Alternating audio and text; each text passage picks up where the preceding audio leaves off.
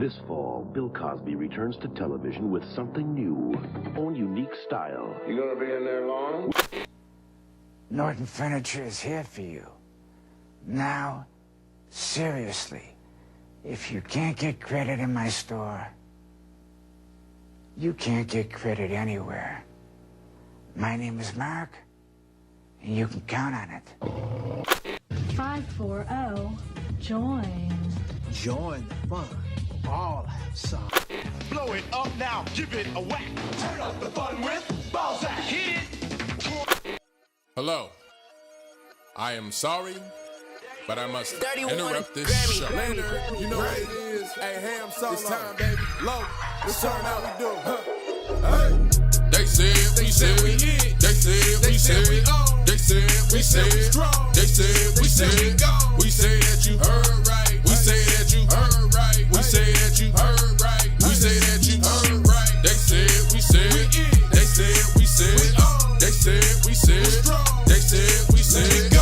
We say that you heard right. We say that you heard right. We say that you heard right. We say that you heard right. Man, I swear that it's imminent. I've been going so hard on my penmanship. About to go in and buy me a whip. And I pull that shit fresh off the dealership. I can leave you on red like an Xbox. Got me laughing at you like you Red Fox. Got you chasing Hot Wheels like a Matchbox. EA running the game and it don't stop. Super cold like I'm playing for Blizzard. Got you all in my sights like Red Dead Redemption. Never gonna slip on my pimpin'. Better get out my way, bitch, I'm on a mission. Really ain't no competition. I'm steady grilling opposition. I'm get up and ready to win. They can play it how they play, but fuck what you say. I'm getting this money today.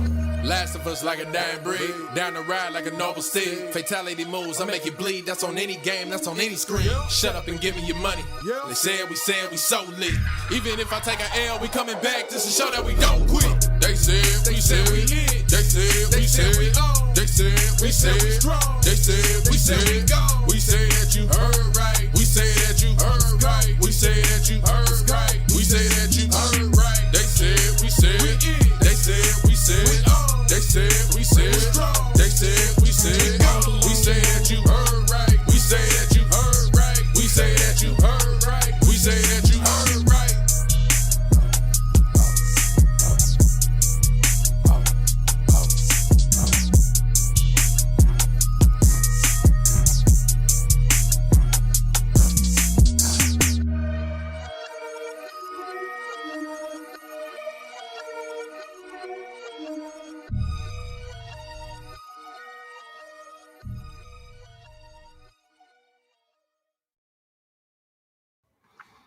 Greetings and salutations, ladies and gentlemen.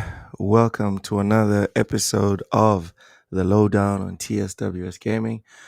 I'm your host, half of your host. The other half is Mr. Ham Solo 05. Ham, how you doing? What you been playing? I'm doing better than you, bud. I'm doing a lot better than you. You sound like ass crack. You sound like a fart. Man. I am doing just fine. As for what I've been playing lately, a lot of emulation on my Steam Deck. That is until I left my Steam Deck at my mom's house, which she lives in a different state. So I'll have to pick that up on my way out to Denver, which I'm not too happy about. But Yeah, hey, at least it's somewhere safe. At least I left it somewhere safe instead of at a gas station or something, right? Yeah. Or my house. You could have left it at my house. Like, I left it in my other vehicle because I went to drop off a vehicle. And then the vehicle that I went to drop off ended up working just fine. While the other vehicle that I meant to take back, the hose to the radiator broke. That's a terminal problem. It's a short problem. It's not going to be stupid expensive to fix, but it's just like, oh great, this happens on Memorial Day. Yeah, you can't drive with a radiator hose done. You can't. Yeah, it's not drivable. Yeah. For more than like 2 minutes. And then you're risking seizing up the engine because it's not getting any coolant. So so I'm gonna have to figure out something with that. I don't know, man. It's starting to sound like I'm better than you, and it's starting to sound like I'm doing better than you. I'm talking about health. Your health sounds like garbage. Yeah. Health is great. And I have another vehicle, so I'm fine. Like This man out here I still have flossing. 2 other vehicles, buddy. Yes, sir. Yes, sir. You're a rich and wealthy man. You have I'm not several rich. vehicles. I'm We not got it. rich. And We got in it. fact, if I was rich, I would have had that shit fixed, and I would have just drove that back and left the What? truck that I wanted to leave. What a flex, this guy. Oh no, I have other vehicles. This is not a real problem for my No, life. it's a problem. It's just a problem that can be fixed at a later date. But I agree with Vincent Vega. It's always them hoes. It's always them hoes. Goddamn hoes. Almost always Messing up them my hoes. car.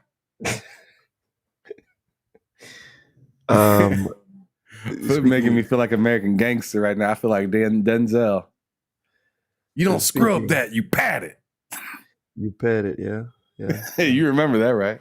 Dude, that's a classic movie. It's an awesome That's a movie. classic scene right there. He was so mad at that woman. And then after that, he shot Idris Elba dead in the face. Yeah.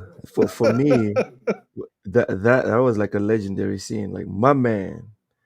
That smile. Yeah, he was like, "Did you go handle that? Did you handle that?" He's like, "Oh no.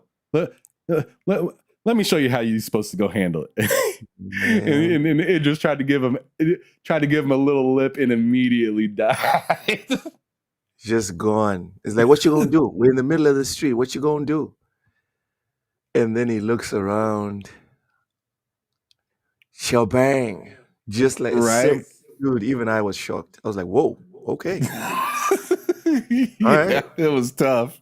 It was tough because he knew ain't nobody gonna mess with him around. And no one did anything. Just left him. People were just chilling. Like, no, this is not a real problem. This is not an issue. That was wild. There's just some white guy in the background like, well, he kind of asked for it. Oh, shit. I'm just going to mind my own business. Yeah. What am I and you know do? what? Good for him. Yeah. Yeah, he lives to see another day. Right. What? Don't There's some people you just don't test. Nope. You don't want to be a hero in someone else's hood. It's not going to end well for you. But yeah, speaking of the comment section, Vincent Vega, welcome in. Fuzzy Tomato, Sea Wolf Swim says Ham, who gives you a sale on hardware and games? That's right, Pony Station. Matt likes games. Welcome. Unfortunately, Matt will not be joining us today, and he is obviously right. It's Matt likes excuses today. It's not Matt likes games because he says you bozos are lucky I'm at the dentist's office. Sure, bud. Sure. Stanley Francois, welcome in, buddy. Everyone, please follow Stanley Francois' instructions. Smash that like button. We're doing it live as usual on TSWS. Dayreezy, what's up? Welcome. Ham. Seawolf noticed he finally got a cell in 5 years, and he's taking advantage of it right now. And he wants everybody to hear about it. I'm sure you have thoughts. I'm sure you have thoughts on the whole PlayStation sale thing. I didn't. Not really. I mean, that's the direction hardware should be going. And I mean, PlayStation did something right. But the thing is, this sale thing happens regularly. Like I think once a year for them, right? Okay. And then the price goes right back up, I thought. If the price is permanently down, that's phenomenal. And what is it called? But yeah, it's called Days of Play for a reason. It's only for a few days, bruh. You better get it while you can. Yeah, this is kind of their Black Friday, I guess you would say, which isn't a bad thing. It's a good thing. It should be celebrated and it should last longer. It shouldn't be days. It should be month of play. Yeah. I think that's more consumer friendly. But consumer friendly is not exactly, the PlayStation way. Guada Global Limited, welcome and says, what's good? Clear Obscure Expedition 33, Game of the Year, guaranteed. Oh, man. There's one game that I think people should keep their eyes on. Don't say Doom. No, I'm not gonna say Doom. Okay. Doom is good, but like, but I think it's pretty much. To me, I'm pretty sure it's just not going to end up there on the list this year. There's a lot of games that kind of stepped outside of the box and either did something completely new or. Doom for 5 seconds, What? I'm saying I want to talk about Doom for 5 seconds with you. Okay, I'll give you your time. Go on ahead, and then I'll continue. All right. The general sentiment, it seems, from a lot of people, not from everyone, is that Doom it's not like a game changer, which is kind of what I personally expected it to be. Yeah, and it shouldn't be, right? Because Doom is supposed to kind of be Doom. Not really, because maybe I'm misremembering this, right? But when Doom 2016 came out, everyone lost their minds. When Doom Eternal came out, everyone lost their minds. So why is it that this one gets to just be good, just alright, and then it's not like That's fair. It's not a point to be discussed. Do you know what I mean? That's fair. Maybe they played into the people that maybe they played into the homage part a little too much for some people, I guess, right? They didn't add enough new to make it more of today's kind of feel or whatnot. But I never really felt like Doom ever did that. I mean, they've always done stuff like add new elements to the game, but they've never really changed like the like main things that you're doing in that game. I think it's just in my opinion, I think it's just a little exhaustion. You think it's fatigue?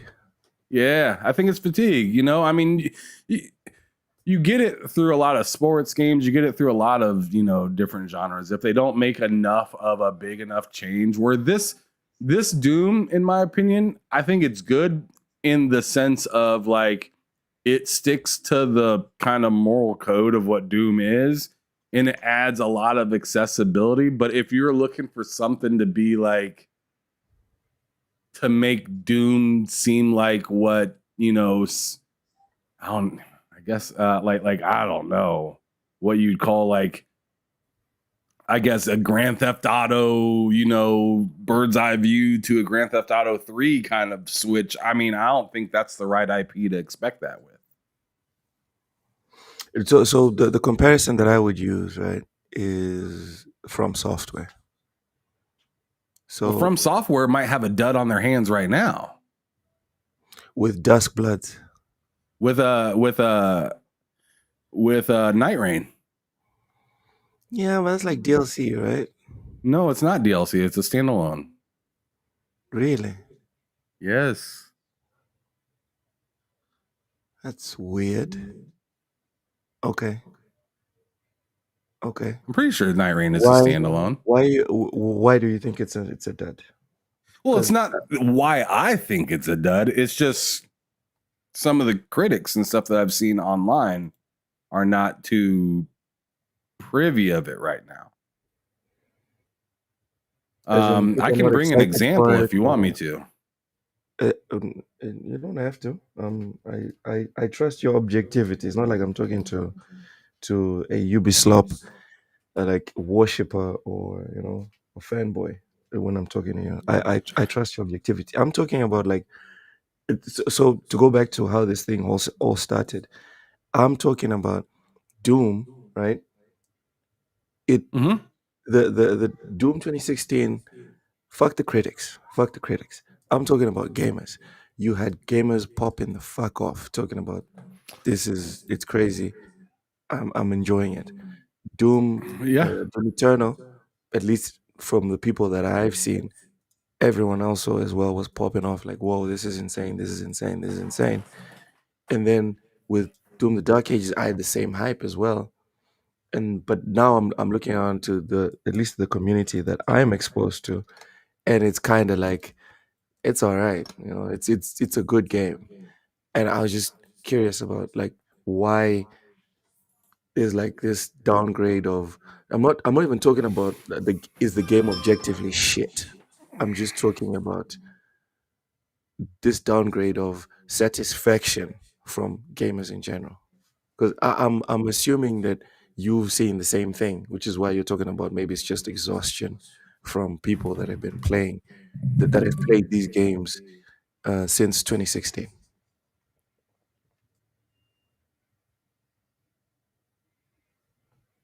Are you still there? Yeah, I'm just trying to understand what the question actually is. The question is, why does Doom have or Doom the Dark Ages feel like it's had a lukewarm reception from gamers specifically? And you would say looks like Elden Ring, Night Rain is more or less in that same place. Not that the game is crap or whatever, but just that the I think reception. Night Rain I think Night Rain is struggling from its own set of issues. I don't think it's anything like Doom's. I think Doom, as I just got done saying a little while ago, I think there's just, those people that were excited for 2016 got the opportunity to play 2016 Eternal and now Dark Ages. And to me, it kind of reminds me of Spider-Man, right? Spider-Man 1, then you got Miles Morales, then you got Spider-Man 2. All good games, in my opinion. But there gets to be a time where I'm like, all right, I'm kind of tired of swinging on this web. Like, I kind of want to use a different type of character. Like, it'd be cool if maybe that universe had a different character that you could use.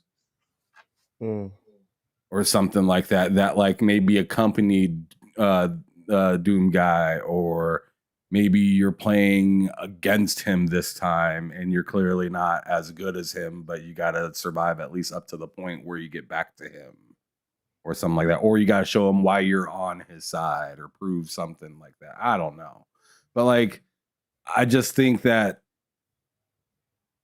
people are kind of fatigued from that. And that's not a bad thing for the creator to then create on top of it. But at the same time, it's like, now that you see the numbers that you've got, whether you call them good, sufficient, whatever, like if internally you actually think that this wasn't good, or you're not getting enough return on something like this, maybe it's time to take a short break on this, go to something else, try to create something else within the IP itself. I mean, you see Spider-Man talking about they want to put Venom out there. They want Venom to be the next game. Not only because of like Miles Morales or Peter Parker or whatnot, but it just gives you kind of a different taste, a different, feel, but within the same IP, so they can still create that revenue stream and still, keep people interested, but give maybe this person a break, even, after you cook beef and stuff on the grill, you got to give it some time to rest,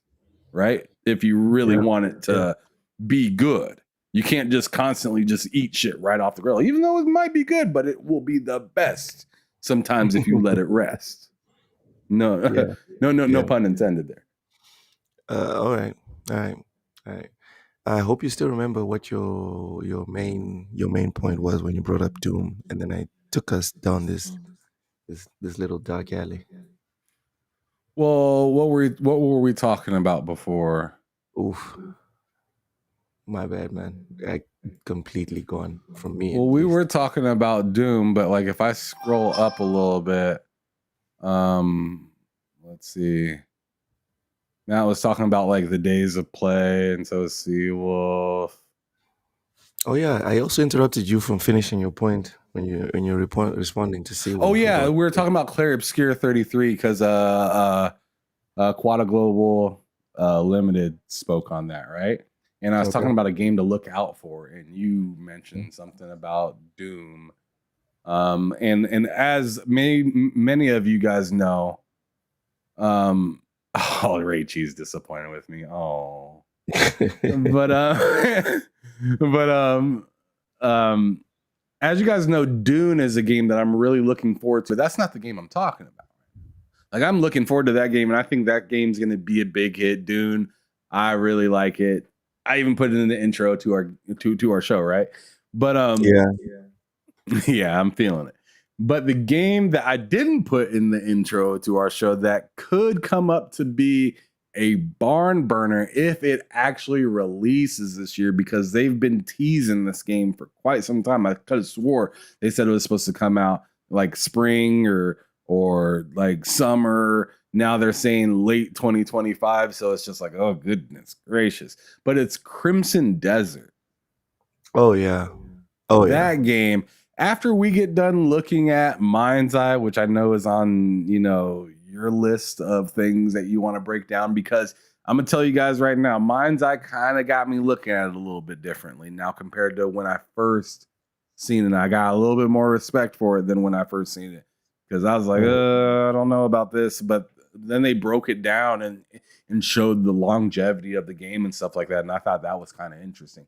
But Crimson Desert looks insane. The different types of enemies that you can fight, the things that you're doing within the game, the parkouring looks really good, getting around. It looks like you're going to be able to skydive. You're going to be able to fly dragons and everything. I mean, game looks like it looks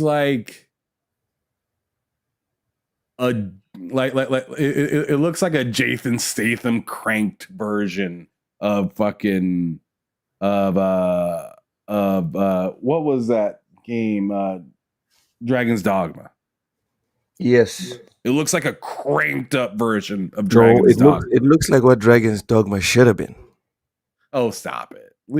Dragon's Dogma is just fine. Especially if this game comes out and it's not as good as it seemed to be on in the videos. Dragon's Dogma, I thought Dragon's Dogma was fantastic. I'm not going to knock down that game to pull this one up. But what I will do is say that it just looks so much faster and it looks like it actually is fleshed out with more options, which is pretty nice. What Dragon's Dogma had that was extremely impressive, though, is 0 load screens.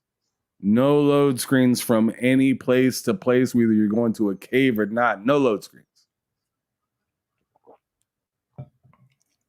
It's fantastic. It's pretty big plus. Fuzzy makes an interesting question here. Said, do you think Expedition 33 would have been received as well if it was made by Ubisoft? No. Really? But I don't think it would have been received as well, but I still think it would have did good. I don't think, going back to kind of Tae's point a week or two ago, there's something about the impressiveness of a game being made by a smaller amount of people. But I think Ubisoft would have probably figured out I think they would have maybe sold more by now because they would have had better marketing. Yes. But let's pretend, because I know you went down this road, Ham, mentally. You think Ubisoft would have figured out a way to fuck this game up? But let's pretend. Yes. Let's pretend. It would have been never ending. So let's pretend by some miracle that someone at Ubisoft had kept all the executive C-suite people away from this game and it came out exactly the way it came out. Do you think it would have been received less? No. I think it would have been I think it would have been side-eyed, right? But after playing it, I think people would then be like, Ubisoft's back. Yep. That's what I think. A lot of people like to talk about. I think people would definitely be like, Ubisoft just let Square Enix know. Yeah. That's what it would have been. And some people would like to think that, oh no, people just hate Ubisoft or they hate EA or whatever. But dude, EA, they hate what they come to expect, but like, exactly. But if a banger comes out, yeah, exactly. A banger is a banger is a banger, right? people don't care. Back when I was a little kid, back when we were all kids, like most of us, we didn't look at a game and say, "Oh man, Midway, that has to be a banger." For the most part, we looked, we heard what was going on the street, right? Because obviously we ain't day one to a lot of this stuff because we ain't rich. Yeah. Right. So we hear what it is on the street. We just see what the graphics look like and what the gameplay plays like, or maybe not even see that, just see the back of the box. Yeah. And then just make our decision based off of that. Maybe rent it if we super broke or something like that. Or it ain't nowhere near my birthday or Christmas. I'm gonna have to rent this sucker because the parents ain't finna spend no 60, 70, 50, $40 right now. They trying to pay the bills and whatever. So I get that. Yeah. So yeah, try it out that way, or just cop it on a birthday, hope it's a good game. But I remember back when I was young, when my mama told me I got like $50 or $70 or $100, I was trying to make that shit stretch. I was not buying one game. I was buying like 4. Yeah. I was like, point me to, I'm gonna pick the best looking games that are not at like MSRP price. Yeah, we're going to the recycling bin. There was like a bin where people would return games they bought. Oh yeah, the used section, 100%. Man, that was that man. That's where you met all the other homies. Hell yeah, because nobody was shopping. Nobody was shopping in a new area except the grown-ups. It's only on dude. Even the grown-ups, get the fuck. Yeah. Even the grown-ups though, right? It's only because on the grown-ups Twitter. would take the new copy up to the front and say, "Hey, you got a used version of it." It's only on Twitter when people are trying to outspend each other like this is some crazy fucking billionaire sport or something. Well, I mean, hey, if you ask Seawolf not that long ago, outspending is right, and then you come to him today and he's like, "Look, there's a sale." So he does care about money. Oh my god, it's just fronting. It's just fronting. Oh, okay. All right. Welcome in Ron Slasher and Sapo into the chat. Hope y'all are doing well. Seawolf, thank you. Welcome to the church. Welcome. Make yourself comfortable. Seawolf, thank you for the advice. Says Loka, you need to take some hot honey and squeeze limes, dude. That's a fact. I've done that. Gargle your mouth with salt water as well. It's not a flu. That's the thing. It's not a flu. It's just. But that usually helps with a lot of different things. Yeah, I bought some. I got some medication as well. So yeah, I'm working on it. But thank you for the advice, Seawolf. It's nice to know someone noticed my voice is all messed up, and they're like, I started the podcast. Like I said, it sounds like a fart coming out of your mouth. Yeah, the insults are also helpful. Thanks, Sam. Appreciate that. You're welcome. I got Appreciate it. Vincent Vegas says buying a PS5 Pro also usually helps too. Well, I'm gonna have a fucked up throat for a while if I need to buy a PS5 Pro. Because guess what? Luke's gonna get it for Death Stranding. Don't worry. Guess what I'm not doing, Vince? I'm not getting a PS5 Pro. Believe he's gonna do it for Death Stranding. Cut the cap, Luke. Oh man. There's no place to stand and land in Mozambique. We don't have like GameStops and stuff like that. So it is what it is. Anyways, what? He don't listen, Luke. Heed my advice. Cut onions and fry some chili peppers inside a closed. Get the. You know what? That sounds disgusting. Clearly, no one in the chat likes me. That sounds disgusting. Because this advice. I hate cloves. You hate clothes? Cloves. What are those? I thought you said cloves, like CLOVE. No. He said like close. Yeah, close door or something like that. Yeah. All right. I hate cloves though. That just reminded me of that shit's disgusting. Not a fan. What's the specific problem with cloves? Now I'm curious. With like the ingredient clove, Yeah.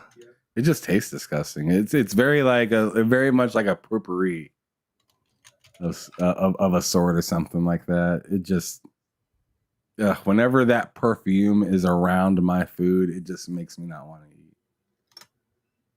All right. Roger that. Ham. Some people put that stuff in like their drinks and stuff. Ugh, it's disgusting. You sound almost offended by this, Ham. Just thinking about it. It's gross. It's nasty, man. I don't like it. It's like biting an incense. It's disgusting. Wait, Richie says. Wait. Hold on. Did I see this right? Stanley Francois said EA just canceled the Black Panther game. Is that for real? I mean, I don't doubt him. No way. I'm not surprised. Hold on. Oh my God. Ham, there's an echo coming from your side.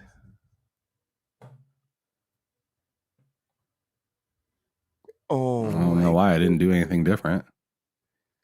This is bad. All right. Let me read this article because this is all fucked up. This is all fucked.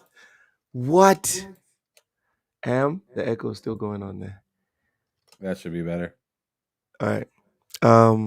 Here's the headline: EA cancels Black Panther game and closes cliffhanger game. So this is from IGN, obviously, right? From IGN. God damn. Yep, the studio's gone as well. Electronic Arts, in an email sent to staff from EA Entertainment President Laura Miele said that these changes, alongside other recent cancellations and layoffs, are being done to, and I quote, sharpen our focus and put our creative energy behind the most significant growth opportunity.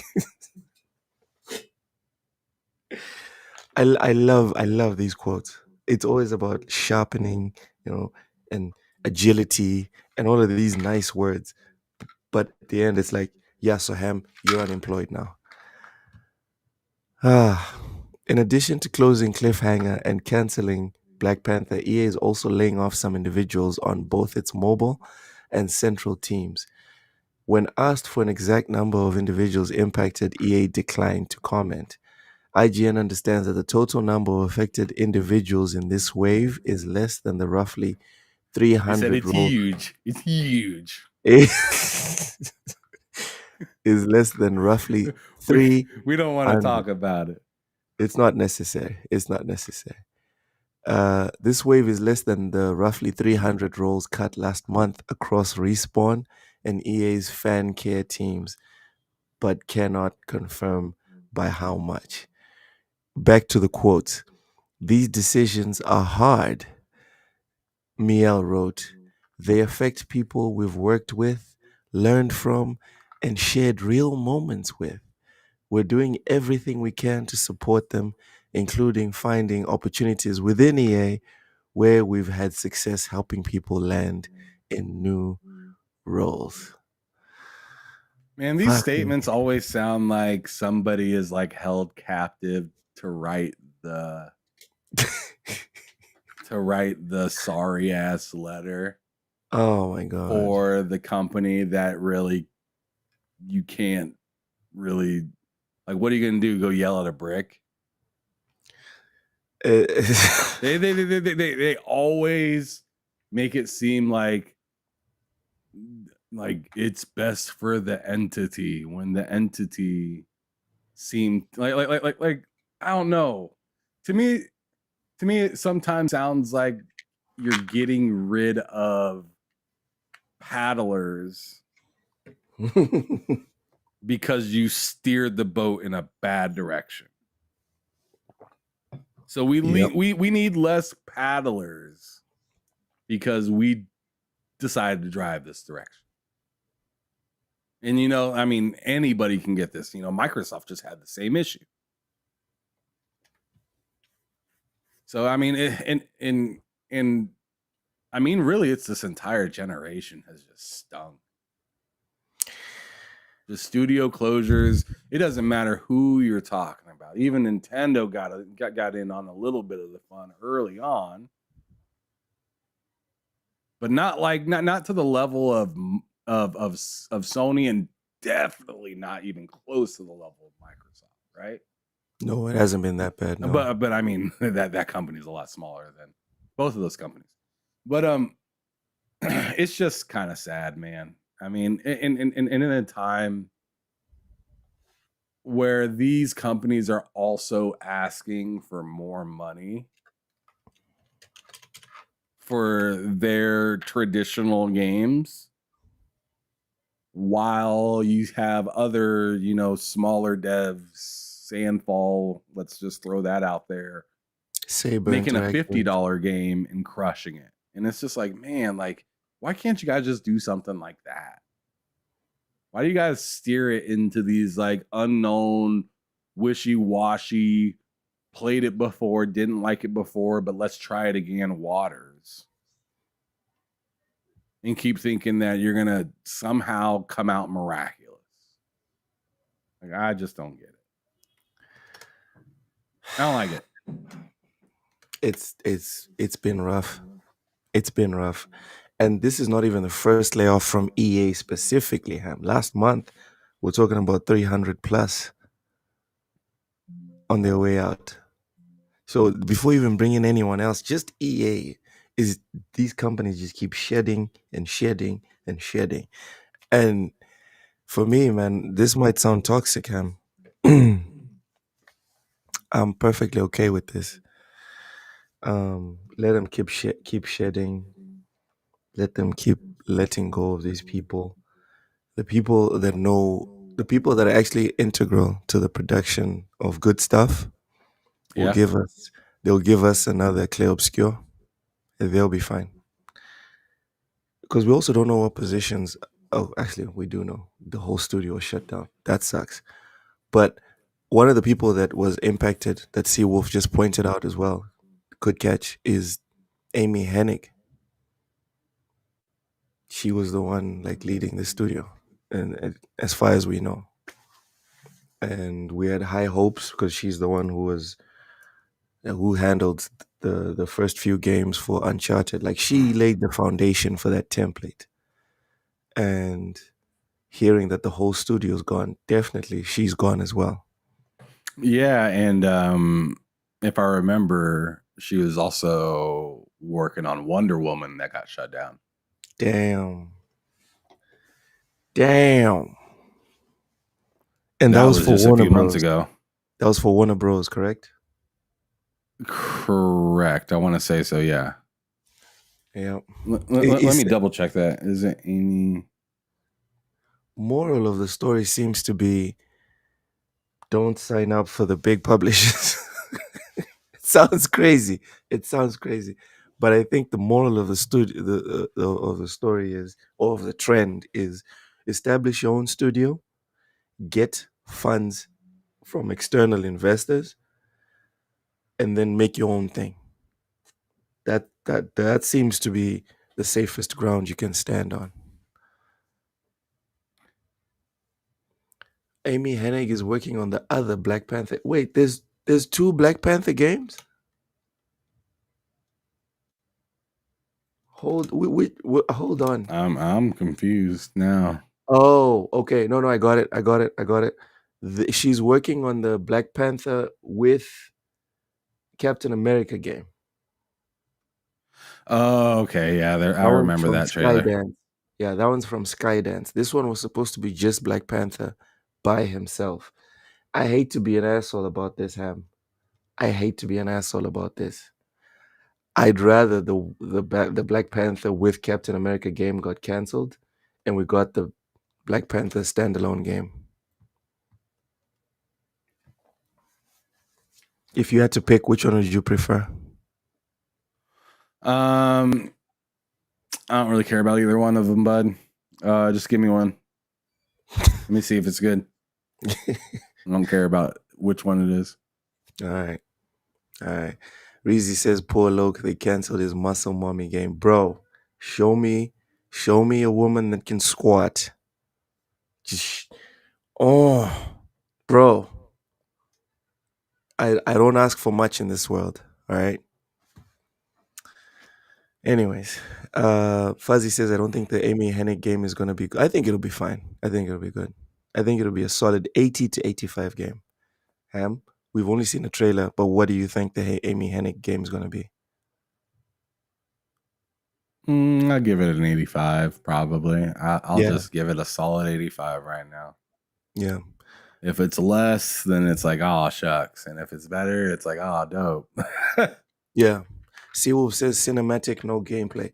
But Seawolf, again, like I said this before, we have to give grace to the people that make the thing, right? When Kojima left and he was like, I'm going to make a game called Death Stranding, it's a lot of companies that were lining up to give him money to make that game. Motherfuckers hadn't even seen a trailer.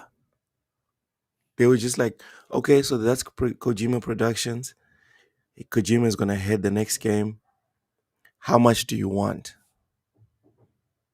So it matters who is at the helm of the games. Don't let logos lie to you. It doesn't matter if it says BioWare on the box. Go and find out who is the head of BioWare at that time.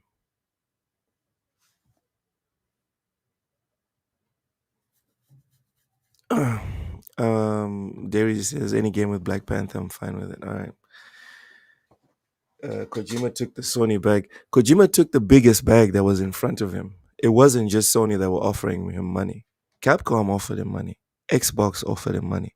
No one offered him more money than Sony. This was well documented when the whole thing was, when he left Konami and then he started looking for funding and whatever. It was all over the place. Everyone was scrambling to give that man money. I'm pretty sure Amy Hennig, if she hits it out the park with this game and then takes the time to start her own studio or whatever, I think people would rush to give her money, in my opinion. Kojima got a game out and Amy none after Uncharted. Well, this one's her first one, bro. Relax. Didn't she just leave Uncharted, Am? Didn't she just leave Uncharted? This is her first project after Uncharted, correct? Well, if it goes through, yeah. Oh, come on. I'm just saying. I mean, that's an honest answer right there. It's not even a bad thing, right? Like, who's to say that was in her control at all? Like, whether it continues to come out or not. Maybe they ran out of money. Maybe they couldn't justify it over another game that had that needed money as well. Like, I don't know. Like, I don't know. I'm always willing to see what somebody has to create, especially Sewell says she got her Star Wars one canceled. Yeah, but that was like it for me, it's hard to judge somebody that just didn't come out with what they had planned. Right? I mean, we could sit there and, you know, there's a lot of people we could make fun of if we want to talk about like canceled or projects that just never came to fruition, but that doesn't mean that their caliber or expertise is in any sort of question at all. I mean, just the person that I interviewed not long ago, Jerry Hook, he had a studio. His studio just ran out of money. It wasn't it had nothing to do with expertise. It just, they ran out of money, need funds, and the publisher didn't have any more money to give. That's happened with so many games this generation. So I don't think expertise is the thing that's in question with a lot of these things. It's just whether things want to give other things a chance to live. We seen it not that long ago. The guy that was making the Sleeping Dogs movie, they gave up on him. He, according to him, he has a banger ready to make for somebody that's willing to give him money. So like, I'm really not comfortable being super judgmental on somebody that wasn't able to show their project. And as for the 13-13 game that Amy Hennig was helming, they didn't shut down. They didn't shut down the game. LucasArts shut down. Like the entirety of LucasArts shut down when Walt Disney company ceased internal development at LucasArts, laying off. Amy can't just be like, "Give me that fucking IP. This is my work." Yeah, some things can just happen. Some things can just happen, and this is why, Ham.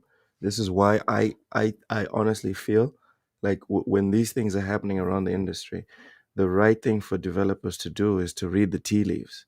You know, the tea leaves are saying, don't go and get other people's IP. Do what they did at Sandfall. Do your own IP, bro. Yep. Be actually independent. The guys that made that is a big problem, right? Is all this stuff that we're talking about that got canceled was never original. Dude, Larian Studios, one of the biggest dubs recently in all of gaming, they were like, there won't be a Baldur's Gate 4, at least not from us, because we're trying to work on our own IP. Because they made a killing with sales for Baldur's Gate, but because it's not their IP, they didn't make as much money as they would have liked. If that was their original game with that gameplay, they would have made a crazy amount of money. So that's fair. how I see it. That's fair. But on the flip side of that, Loke, I don't want to say that what she has is promising or what she ever had or was like a hitter for sure, right? Like we don't know that, right? It's and that's the reason I have a problem with casting judgment. I don't know if it was good.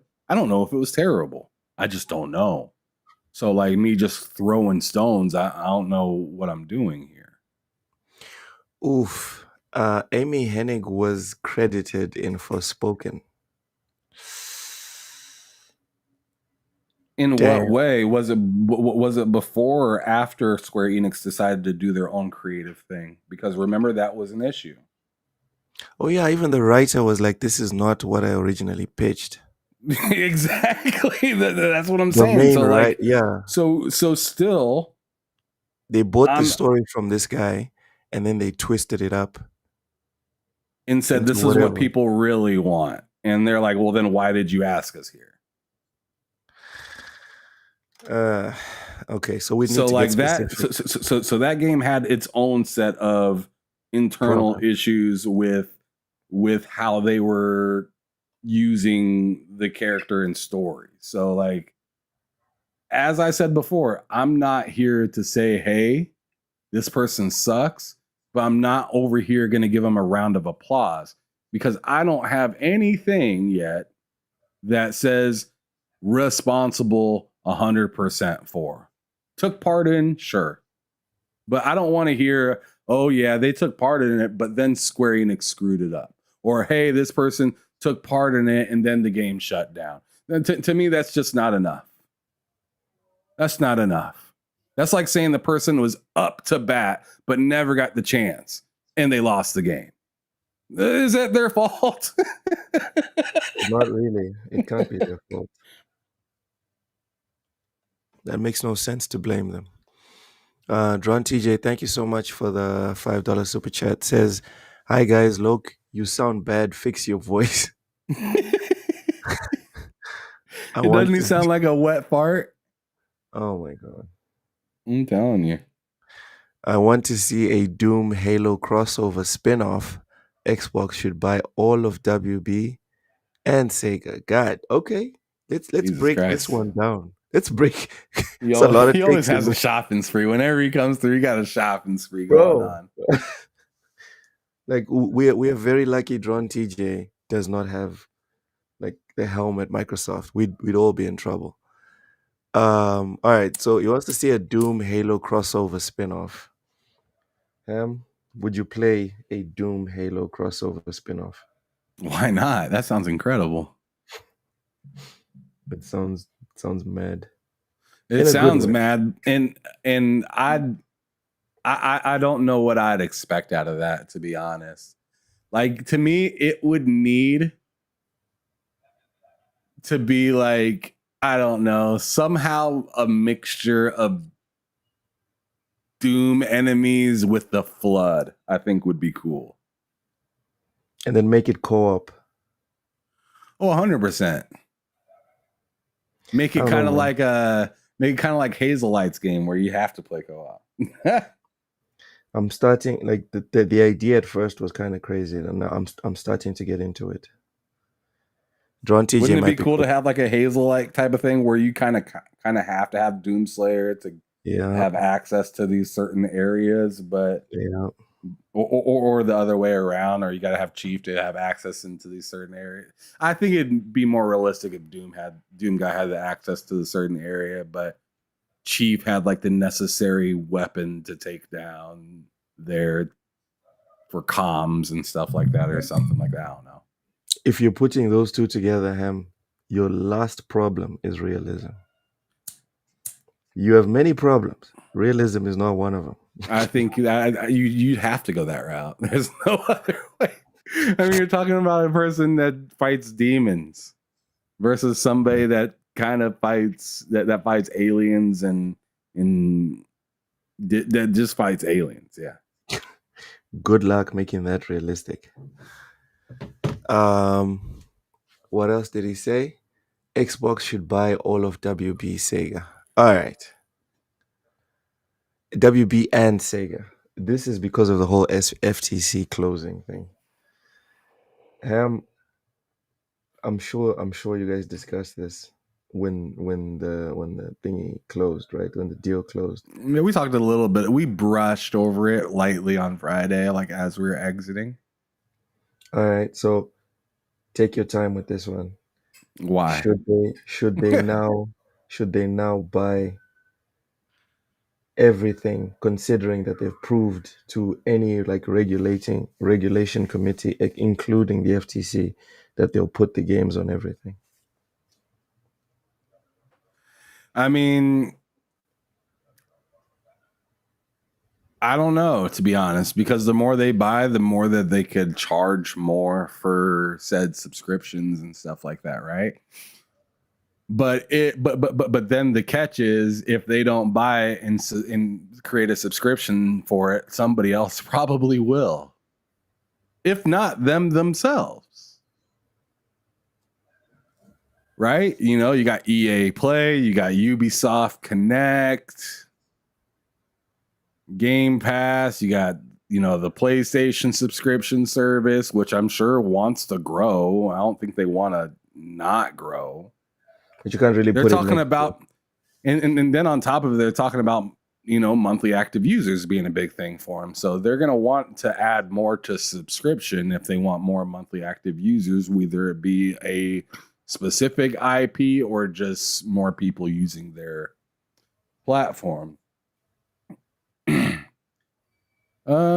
So, but the question was, do I want Microsoft to buy more? And I guess so. I mean, that's kind of what's going on right now, is consolidating, right? And then that will force newer studios to be made, because these big companies, whether it be Microsoft, Sony, or Nintendo, or whatever, or Tencent, Embracer Group, Ubisoft, whatever the hell, right? Like all of those companies, they gobble up these smaller or like kind of maybe up and coming developers, and then they get what they can, and then they kind of lay people off. That's what they do, right? Yeah. And I think all this would be doing is doing that with like I look at Microsoft and Sony and Tencent and Embracer Group like the big belly fools, right? They're like they're willing to just gobble up almost anybody. It could be somebody small. It could be just a development group, or it can be an entire publisher. We've seen all of those companies do that this generation. And those companies already, those smaller but still large companies were buying up people as well. So it's just like, that's going to happen regardless. To me, it's just kind of like expediting. the big fish are just eating the semi-big fish now. Cool. Get that over with. And then let me actually see the indie developers actually flourish a little bit more. Once more. Yes. I think that gives people more of an outlook of what they can do on their own versus what they should come to and expect. Because at the end of the day, most of these, I'm not going to say all, but most of these businesses just care about the profit. That's what they were made to do. All of them, Ham. All of them. Don't say most, all of them. Because there's no business that exists and that just wants to entertain you for fun, Ham. They all fair want, enough. They all want money. Fair. So they all want money. So it's just like, let them do whatever they want to do, and you just find out what's best for you. That's kind of what it's always been in most other industries. Gaming just so happens to be a very vocal bunch of people, and we all think we know what's best, but I mean, it's always been big bank take little bank since the beginning of time. Since the beginning. So EA getting picked up by Sony, or Nintendo picking up Square Enix, or Microsoft picking up Sega, like none of that matters to me personally. Dude, none of that matters to me personally, because at the end of the day, each of these companies, all I ask is what's in it for me. And if your product stinks, or it's not giving me very good value, or I'm not able to take advantage more than I feel like I should be able to, then it's not worth it to me. Then it's not, and I'll look for the company that is. And I'll buy from them. I mean, people make it sound like rocket science, but it's not. It's that simple. Right? I got a PC. I can either, spend $200 in the next month on these 4 or 5 games that I want to play, or I can just spend $20 or $40 on a subscription service and play them. And if they mean that much to me, I'll buy them. But if they are just like a nice pass by experience, like a drive down, like driving through the mountains is sometimes it's like, oh, that's cool, but I don't want to fucking live with it. like I don't need it. Keep it pushing. Yes. Like at the end of the day, like all these people preaching about how you should spend your money, they should shut the fuck up. You spend the money how you want to spend it. If something's best for you, that's how you should do it. And just keep it moving, man. It's not that hard. Everybody wants to tell you what's the right thing to do, or you're an idiot if you do this. But at the end of the day, if you set yourself up for something to make sense for you, let it make sense. Don't just do something drastic and then you're going to, because as soon as you do something drastic, you're going to be wondering why you're spending more money than you was yesterday. Something Shit drastic happens like what? fast. Something Shit drastic happens like fast. just like, let's say for me personally, I was like, I'm fed up with Xbox. And I sold my Series S and Series X. Like you did last month? Oh, yeah, right. Let's say I was fed up with that, right? And I went and sold my PS5 and got a Pro. Just got a PS5 Pro, called it good. What just happened to a ton of my library? It's gone. Like the South Park meme. It's gone. It's gone. It is. So because of the mountain that I made, all my stuff, not all my stuff, a lot of my stuff is on the Series X. So it'd be drastic for me just to be like, oh, you know what? I'm done. I'm done with all that. None of that old stuff matters.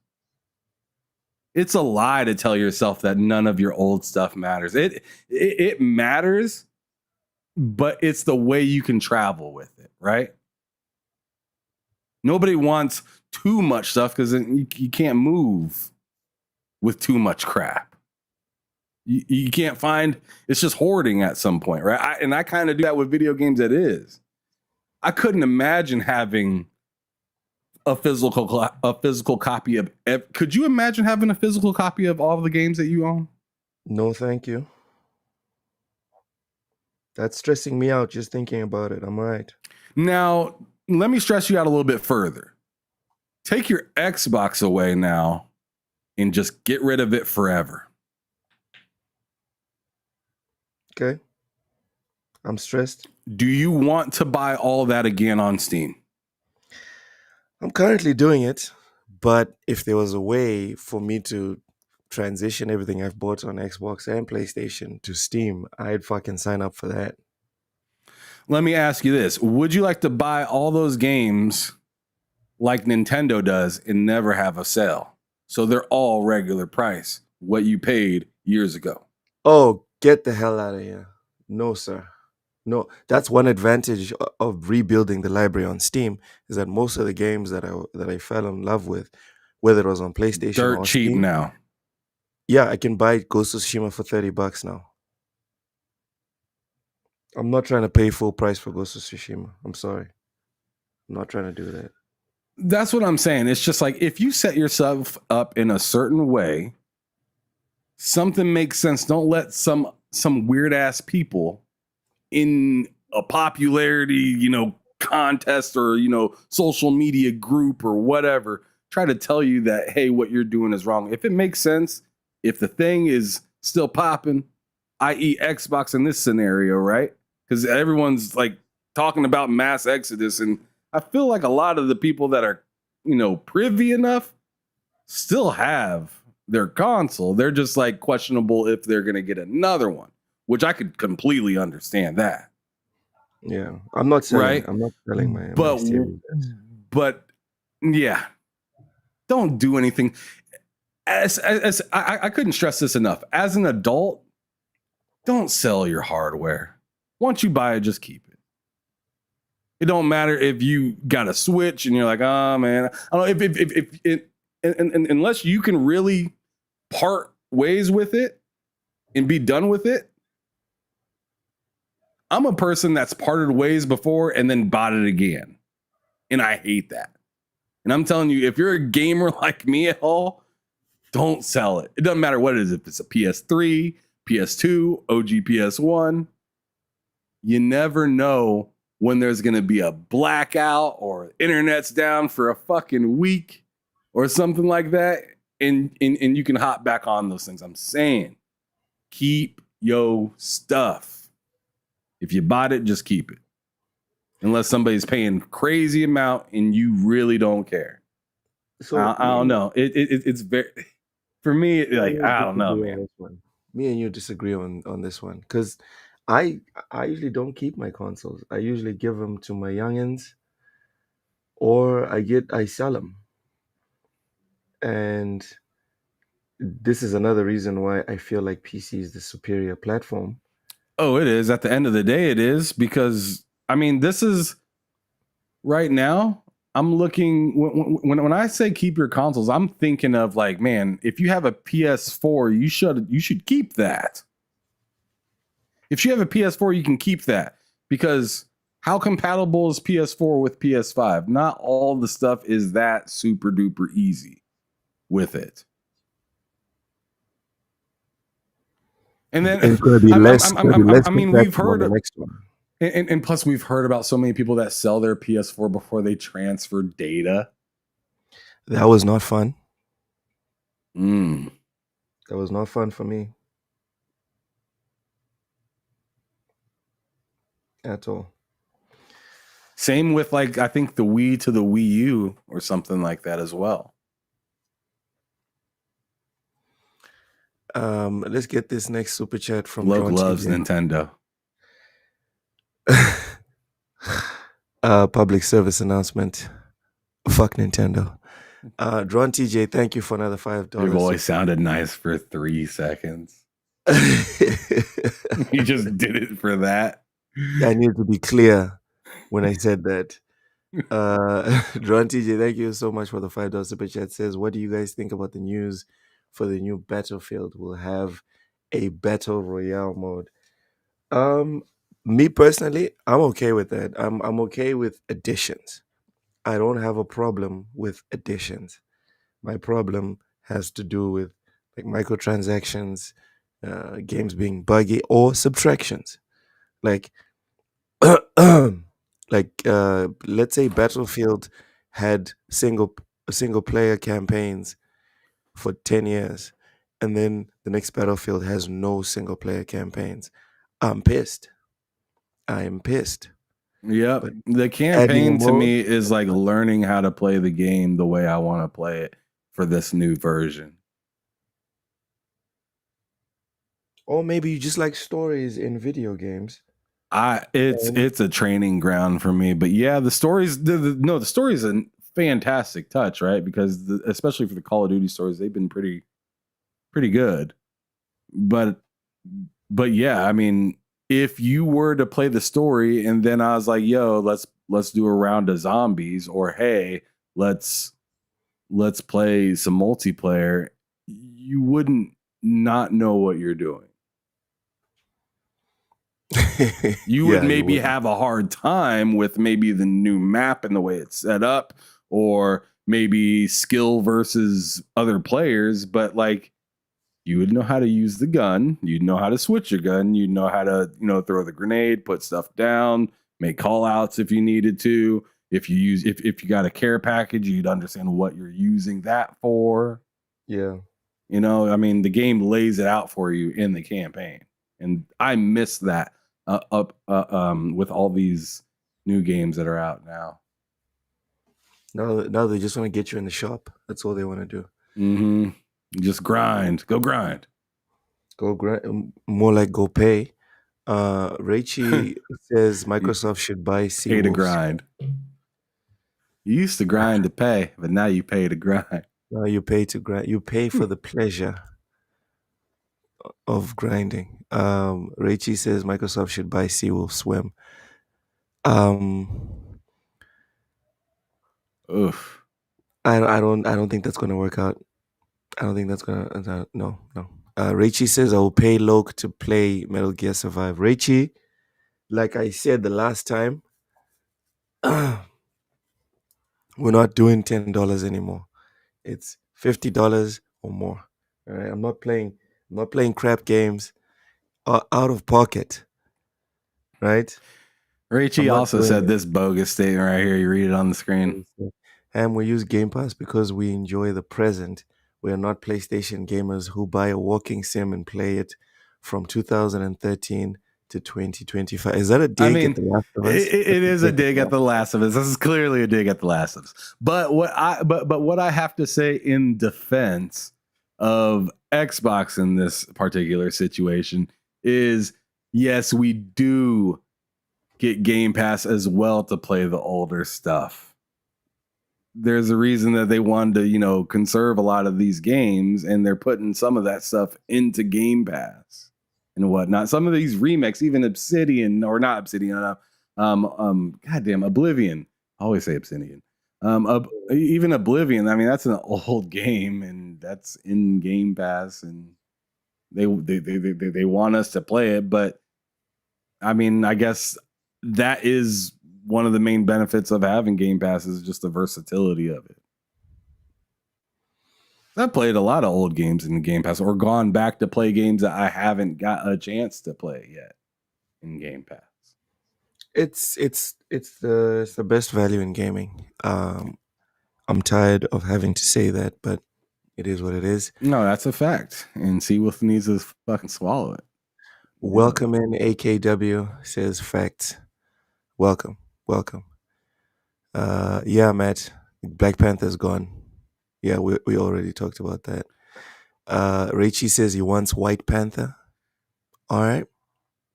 Okay. Everyone's allowed to want what they want. Vince says keep all consoles and buy systems you never played. I disagree with this one. PC for me. I 100% agree with that. But I agree with that if you can maintain the space for it, because I tell you, man, it is tough.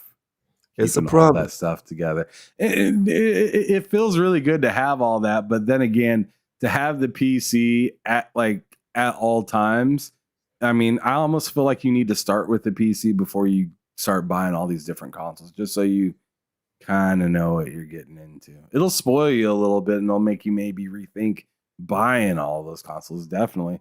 But I think that's part of the process, is if you really want all that stuff, get a PC and see if you actually really want that or if you just want to play the game. Like, for me, I feel like I want those consoles to like have on display. Like a relic? Yeah.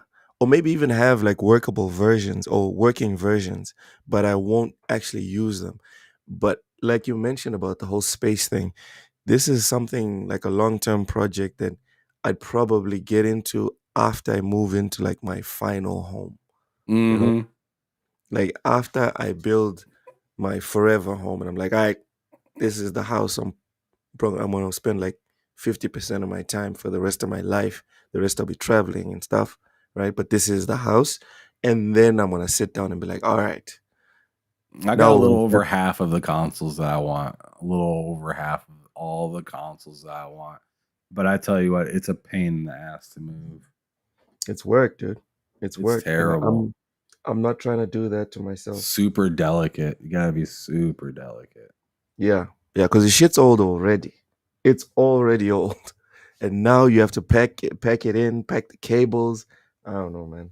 All the physical games were one of the most annoying issues. Is all and if that shit cracks, if those discs crack, that's it, bro. If the disc cracks, you're fucked. Yeah. So for me, even after I move into like my forever home, I'm not even buying.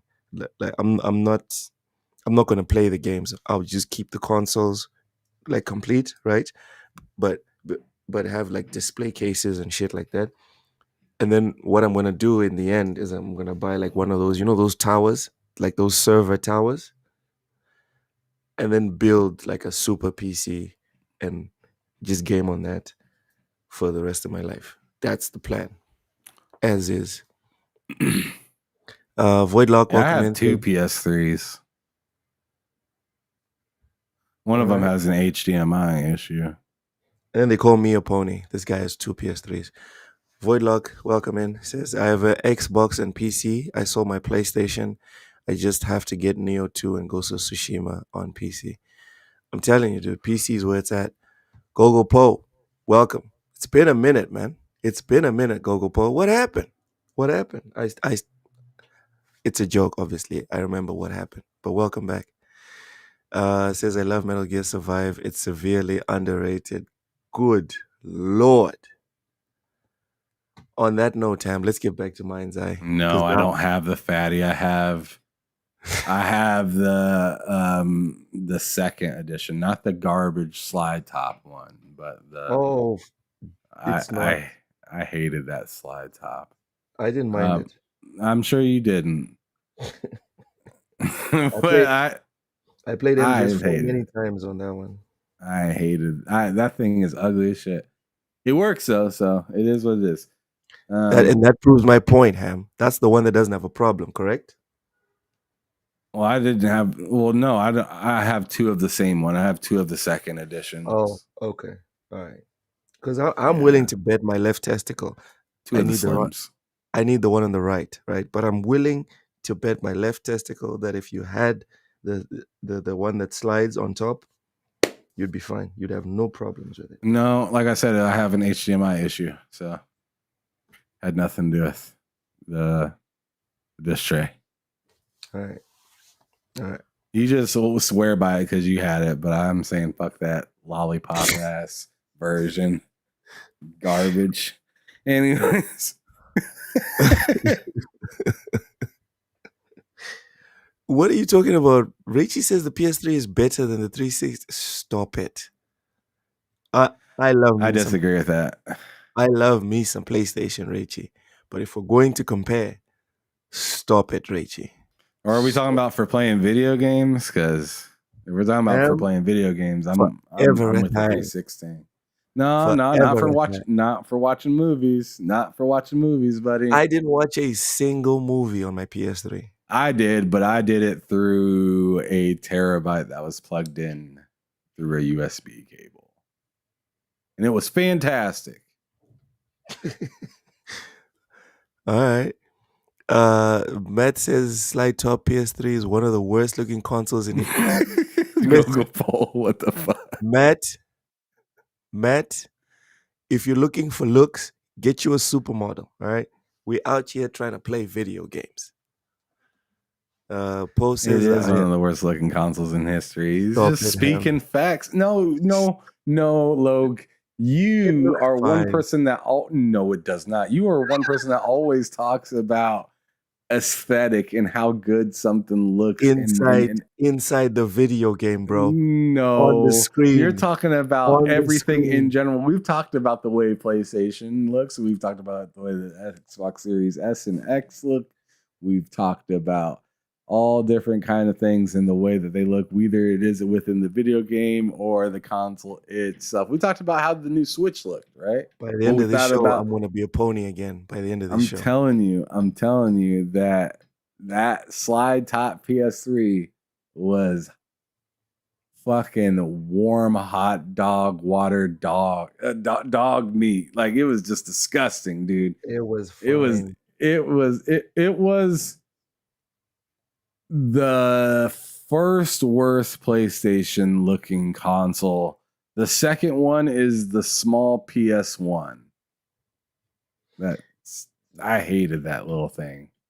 Yeah, the small PS1 wasn't nice. Yeah, that's fair. That little thing. I have one. I have a Japanese version one, but I hate the way that thing looks. I like how compact it is, which is nice, but like I don't like it. Like I'd rather it just be a regular PlayStation. Regular looking PlayStation. Yeah, the first, but it's a Japanese version, so I don't really care. I just wanted to be able to play Japanese games. The first PlayStation has, in my opinion, a timeless look to it. That, like, they absolutely nailed the aesthetic. It's like the Cutlass. It's like the fucking Oldsmobile Cutlass of fucking consoles. That's how I look at the fucking OG PlayStations. One of the best looking consoles of all time. Yes. To me, even the pop top on it, just that whole aesthetic was just beautiful. I honestly like it more than the PS2, the way it looks. The PS2, I liked its functionality more than the PS1. Yeah, but looks-wise, you're right. But look-wise, I just liked that gray aesthetic with the colorful PS symbol on the top, and it just said and it said Sony. You know, it was just that was with the green power button and the blue button for the for the open tray and the reset button. The click that it made when you press the button. Nah, man, it was great. Right. The PS1 definitely. You know what? Sega Saturn is mad sexy too, Vincent Vega. I give you that. My Sega Saturn, I don't have the Japanese one. I know the one that you're talking about. I think they have like the slanted buttons. I have the circular buttons, but like that Sega Saturn, same. Yeah, I feel the exact same way about my Tower Power Sega, where I have the CD, the Genesis, and the 32X. It is bulky. Tower of Power? Yeah. It's 3 consoles put together into one. It's bulky. It's unnecessary. It's a power hazard. But man, when you put that whole thing together and you're just like, and you look at it, you're just like, man, this was just sex in the 90s right here. Yeah. This is nice. Yeah, that was hectic. It was hectic. Seawolf says, what happened to you guys? Oh, who hurt you guys? You had taste before. This, and then he says, now you're on shitbox. What are you talking about, Seawolf? Ham. What are you talking? Yeah, what are you talking about? The 360 is absolutely gorgeous. It is. The 360 is all the versions of the 360 look decent, but the original 360 was better looking than the PS3. It was sideways or standing. Either way, it was better looking than the PS3. Yes. And the Xbox One, the VCR looking one, I thought it looked kind of nice, but it was just too big. But once they made the Scorpio edition, the One X, that was a sexy piece of hardware. I also thought the PS4 was sexy though too. Don't get it fucked up. I thought the PS4 looked good too. I thought they both looked good towards that generation console wise. The new generation, I mean, the Xbox looks like its name. It doesn't look particularly special. PS5 is kind of ugly, in my opinion. It kind of looks a little antenna-ish, right? I don't think either one of the consoles really made a sexy console this generation. I think one played to their name, which is kind of boring. Xbox played to their name. I think the Series S is honestly a little bit better looking than the Series X. Just because they had a little detail of black and white, they make a play on it. The PS5, like is the slimmer version looks a little bit better, but unless you get the D brand ones that go along with the where it kind of curves down from the top, then I don't think it really looks that nice. But I think with the D brand slick ones, I think those look really nice on the PS5. You have to make the PS5 sexy. It doesn't come sexy, and the Xbox is just a plain Jane looking ass box. It looks like a box. I agree with Raichi and completely disagree with you. I think the Series X looks gorgeous. And I think it's alright. I think it looks like a big black box. It's very easy to like put into any aesthetic in a living room or even on like a gaming like table. The PS5 is more whatever the fuck it looks like. But I completely disagree with you. I think the Xbox Series X is actually I don't like that I can't lay it the prettiest console. I don't like that when you lay it sideways, it looks weird. That's what bothers it. Or what? I would love to lay it sideways. But right. We need to add context. The Xbox button doesn't look right. Ham, I need you to say I would like to lay the console sideways. All right. Yeah. Say it like that. Yeah, I want to give it that horizontal bend. Okay. All right. Gogo Post says like the original PS2 from all the PS designs, and then maybe PS4 Pro, but Dreamcast I love. God, I forgot. Oh man. Move over original X or PlayStation 1 console because the PS2 Slim is actually the ugliest one of them all. I'm sorry. PS3 just got better. The PS3 slide top just got better because the PS2 pop top, that thing, oh man, every time I seen it, I just wanted to throw it. Some common sense finally. It just looked like a horribly made or like it just looked like a Frisbee to me. It looked like a Frisbee. Like that it was impressive that they could make it that small, but I just thought it was ugly. Pink or silver is no. All of those could catch the bottom of my heel. All of those could catch the bottom of my heel. I don't want none of those in my house. Yeah, it all looked bad. The PS2 Slim did not look nice. That thing was ugly.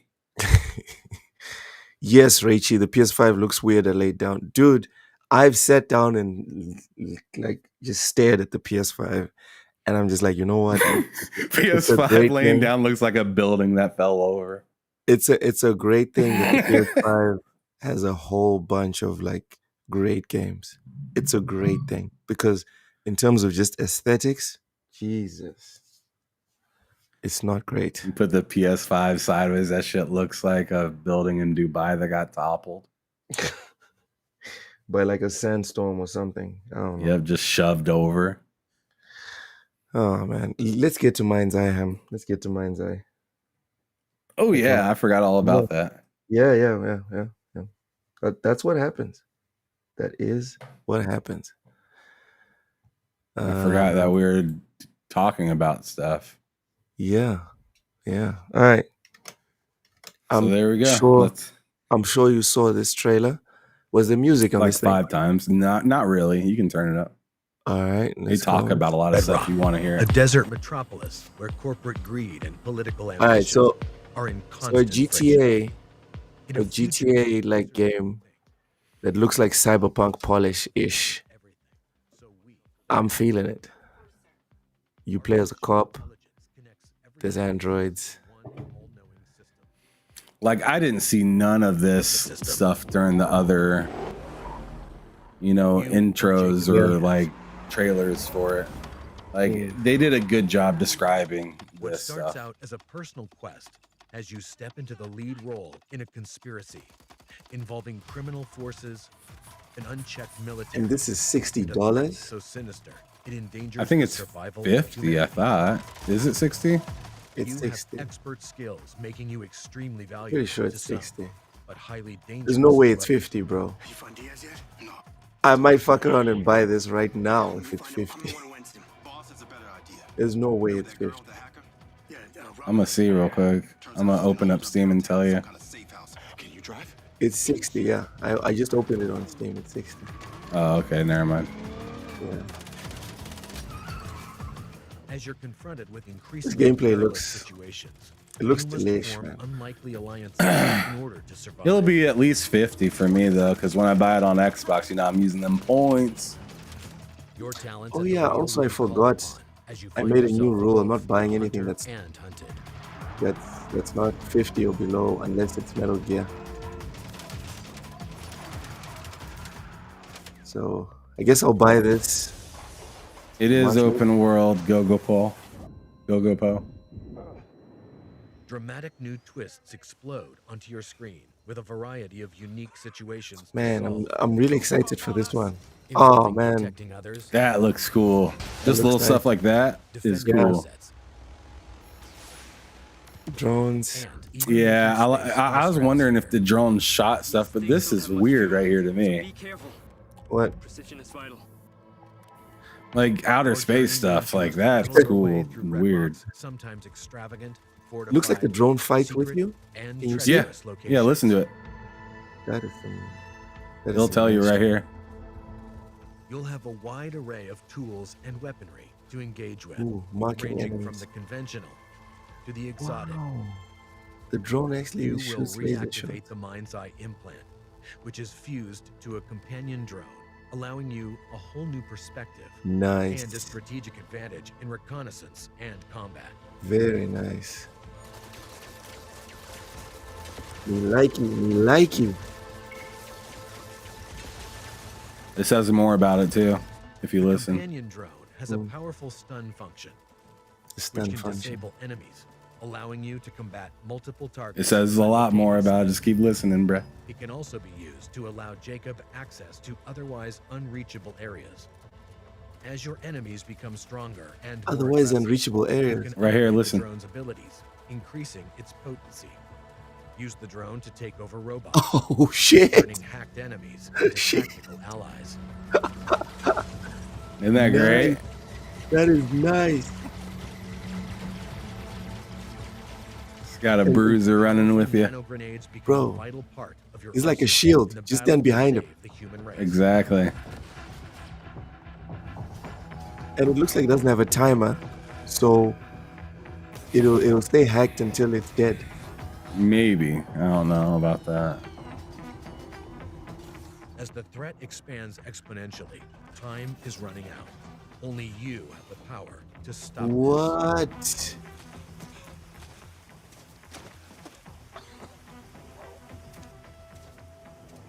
Ooh. Portals. Rips in time. Avoid lock. This is MindsEye. Content delivery system. Entered via portals in the campaign. Comes out Or at any like time June through 5th or something like that. Enables access to the open world and a continuous, ever-expanding stream of new gameplay. This is mad. What? This is the home of infinite entertainment. These guys are trying to fuck with GTA. Bro, they're working. This is GTA Online.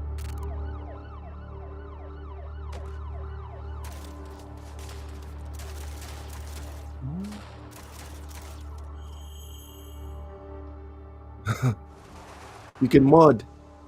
For the first time ever, anyone can build their own MindsEye quality missions and games. What? Thanks to our groundbreaking, easy-to-use creation system. Isn't this crazy?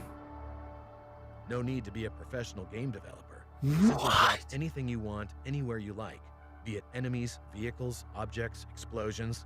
We are granting you access to our assets and the superpower to make your own games. What? MindsEye players get an all-access pass to the hidden world of game creation. Ham.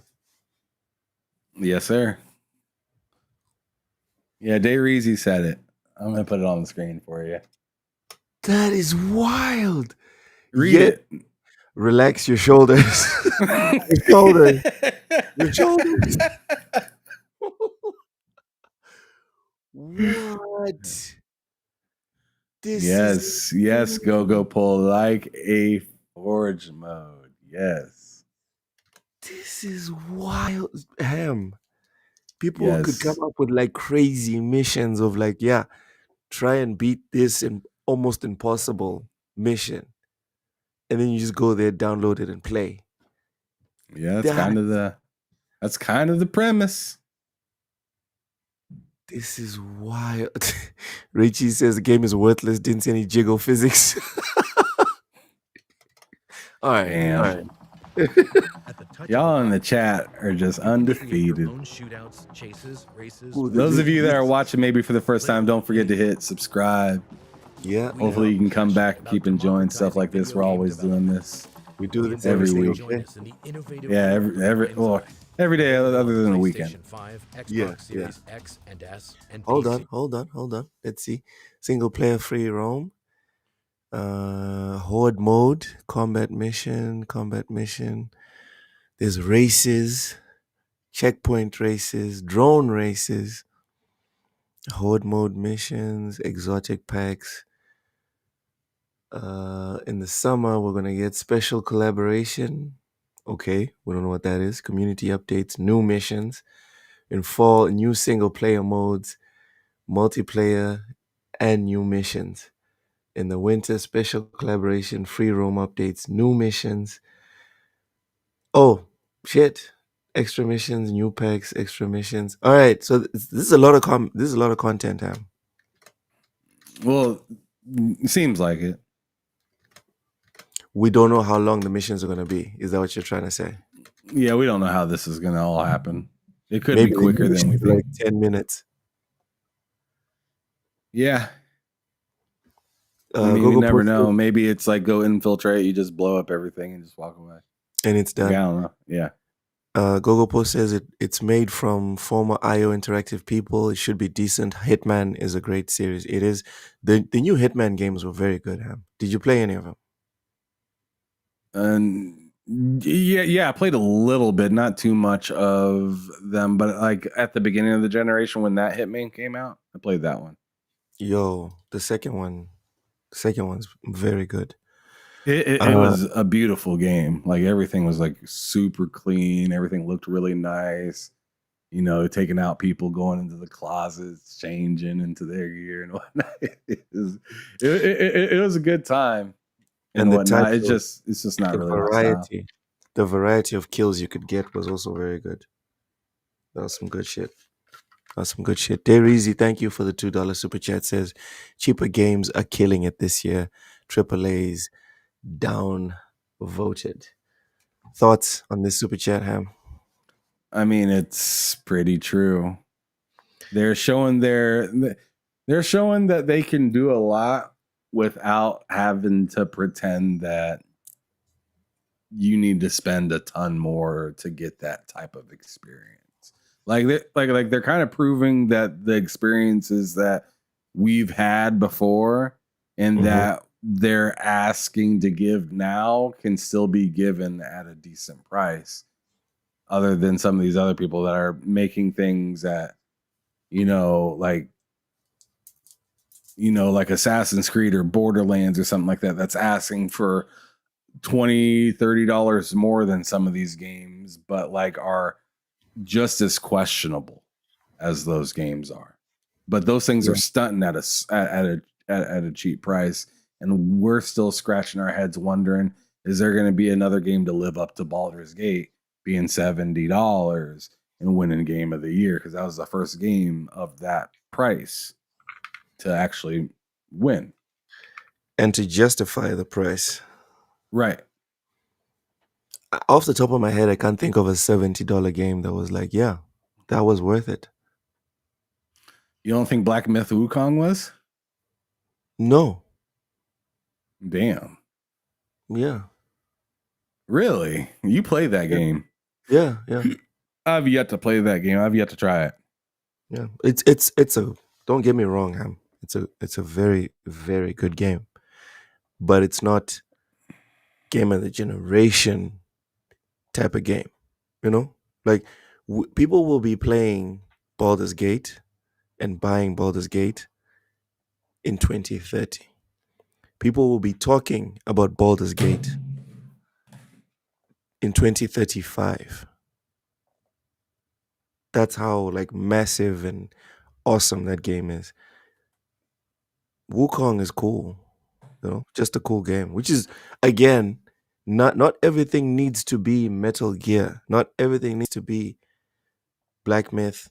Sorry. Not everything needs to be Baldur's Gate. Not everything needs to be freaking, I don't know, Doom 2016. Not everything needs to shake the foundations of video games, of the whole industry. You can have good games. Like MindsEye, for example. This looks like just another good game, which is not a problem as well. And I think know what's interesting? Yeah. No, go on and finish what you were saying. I'm going to bring this up regardless. So just finish what you're saying. Because I think Wukong falls into the group of MindsEye, of games that are just good. Whereas Baldur's Gate, Doom 2016, Clair Obscur, these are like all-time games. These types of games, if they were overpriced for some reason, you can kind of forgive them. But you can't be overpriced and just be good or really good. And for me, that makes no sense. Go ahead. What I was going to say is MindsEye, if you didn't know, is made by Build a Rocket Boy, which is a developer. It's a development team. They're headed by Leslie Benzies, which is actually a former producer for Rockstar Games and the Grand Theft Auto franchise. So, I mean, we could throw in the IO Interactive kind of with the aesthetic and maybe the way that some of the stuff looks, but I definitely think some of their direction is, based off of the obvious Grand Theft Auto, right? But they're doing this at a fair price, but they kind of have to because they're new, they're untested, and they're asking or claiming to offer a lot. So I feel like if this game takes off, it could be like what Saints Row was. It could be what Saints Row was, but it really depends on how they steer that ship because, you know, it's clear that Saints Row got steered right into the gutter, and then from a gutter, it got steered off of a cliff. You don't and say. Then hit the embankment on the way down and exploded. Yeah, and then someone threw a nuke on it. That's yeah, and then a dog came and peed on it. Yeah, you know. What I mean? Yeah. The dog peed on it just to take out like the fire. You know? Yeah, and then the bears came and said, smells like meat in there, and engulfed everyone that was inside. And then they took a dump. Oh my God. Yeah, right on top of it. That, ladies and gentlemen, that is the long and the short of what happened to Saints Row. Because Saints Row came out hot. Saints Row came out like, yo, like this is like Saints Row was like, this is the gangsta version of GTA. This is the fun version. Yeah, this is the fun but gangsta version.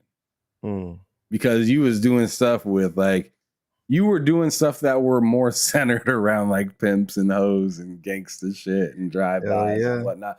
As to where GTA was more or less like a story of this particular person in this situation, right? Tommy Vercetti, CJ, you know, all the guys had a particular kind of story where Saints Row seemed to like really care about the setting and everyone else's interaction in it. Saints Row was like, imagine that random mayhem that you cause in GTA, but now that's part of the main campaign. That's what Saints Row did. And Fuzzy, thanks for reminding us. Baldur's Gate 3 was actually $60 on PC, which is where it mostly sold. That it's an important little piece there for us to remember. I like what Gogo Pole just said. Gogo Poe, I always say Pole. Poe just said. He says, honestly, if you look at the features, content upcoming, you can do a lot of it in Watch Dogs 2 in multiplayer. But like, this is what me and Loke talked about this quite a bit. You lost relevance, buddy. You are no longer it. And I'm not even saying MindsEye got relevance yet, but they're trying as to where you look at Watch Dogs. you look at Watch Dogs and you don't even know what's going on in that game anymore. You just know that you can just be a random person on the street and do missions for the cause of a company that you're trying to infiltrate. Like, it's just like that game lost. I feel like Watch Dogs lost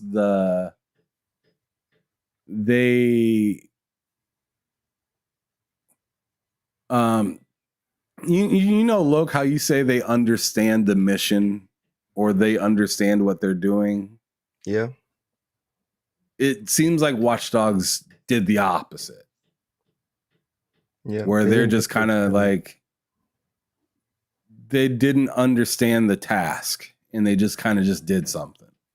And it seems like Saints Row did the exact same thing, right? Where they just didn't really know what they were doing, so they just did something. Saints Row was worse, bro. In my opinion. Saints Row, I don't know, man. I just think, I don't know if Saints Row was, it might have been. Like, the story was definitely rougher. Dude. But like, it's like, if you look in the terms of backing, right? One has Ubisoft, the other one had what, like Embracer? Yeah. Ubisoft, like if the same people that made Watch Dogs Legion was at Embracer, they would have had the same fate. For me, the reason why I disagree, Ham, is because I think with Watch Dogs, they kind of, like you said, they just sat there and they're like, we need to do something. Whereas with Saints Row, they were like, let's take a dump on the whole reason for this thing even existing. Yeah, I guess I can agree with that. It's a very big difference. They did. They really did. And then when people were kind of like, they were like, no, you'll like it. And we're like, no, we really won't. Yeah. Yeah. And then for like 5 seconds, they also tried the whole, if you don't like it, you're racist, sexist, misogynist, all these other ists and phobes. No one was on their side, even like the IGNs and whatever. And then that's when they just shut up and went away. But that's where Saints Row died. It's because they took a dump on what they were. Watch Dogs still tried to honor the foundations of what they were, but they just didn't execute. That's all that happened. I'd rather play Watch Dogs than Saints Row. Fuck that. Sure. I'd much rather give Watch Dogs another chance than Saints Row. Saints Row, I played like 4 hours of that game, and man, I was like pretending to like it so Matt would play it, and Matt really didn't enjoy it. Like, he firmly hated it. And like, I was just like, come on, man. I bought him I think I bought him the game or something like that, right? Because it was only like $2 or $3. It was mad cheap. And I was like, if I buy it, will you play it with me? And he's like, I guess. So we played it. So we played it for a little while, and it got to a point. There was one mission where we were like hanging out in the back of a truck, like throwing stuff out or something like that. And the what is it, like the voiceover, or like just the way that they were talking to me in the game just made me feel really dumb for playing it.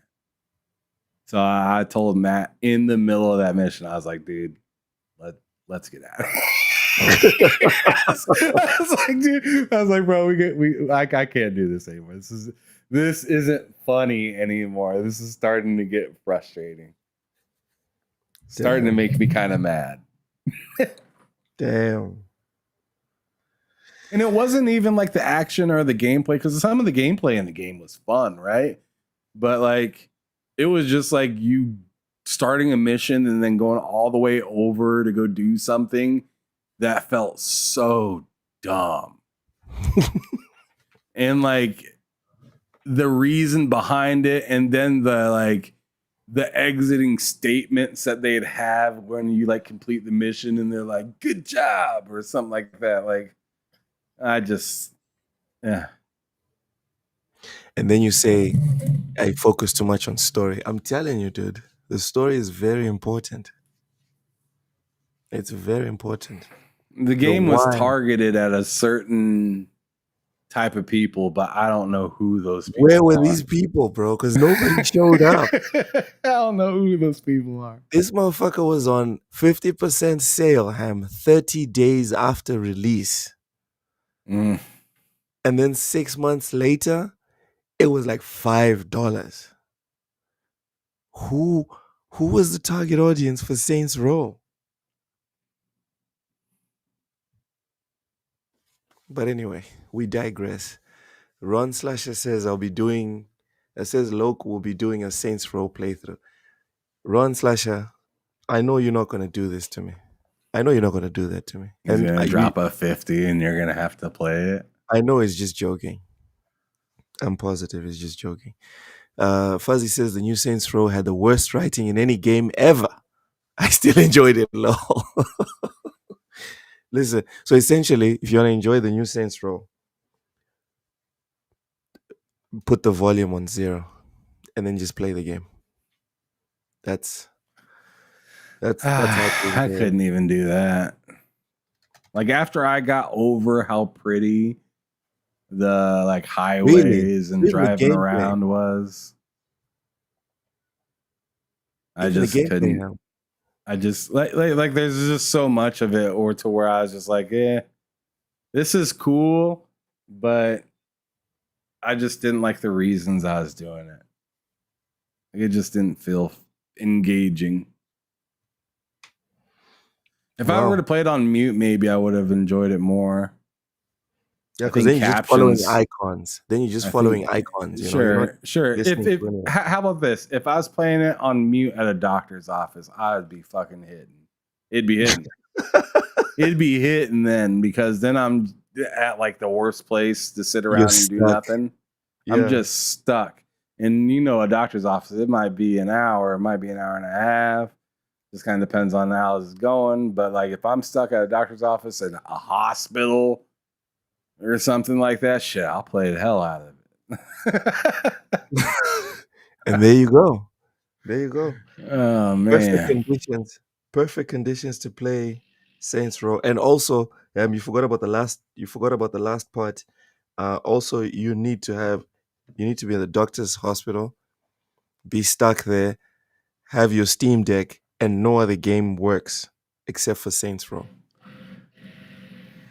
Then I was more or less thinking the hospital just had Saints Row because they just couldn't afford any other game. And they just have a controller and they're like, here, we give this to people when they got nothing to do. And I'm like, man, that's a banger for nothing to do. I'll take that. But, so like your phone doesn't work, so you can't use Twitter. Oh man, like yeah. I just have no access to anything else. So, hit it. Banger. Let's do it. Banger. Like you're really selling it. No Tetris, really no problem. Oh, shit. No Tetris. All right. Let's finish this trailer. This is madness. Let's finish this trailer. Pre-order now. It's over. Oh, really? Oh. All right. It's over. All right. Cool. So that was MindsEye. Ham, I'm guessing you're a fan. One. Yeah, I'm interested. I'm very interested in the game. I still can't really speak on it being like a banger per se or whatnot, but I am pretty excited for it. There is one other game that I wanted to talk about here in just a moment. I didn't get it on the screen yet. Thanks. Oh, it says you're offline. I don't know what's going on. You might have to leave and come back, Loke.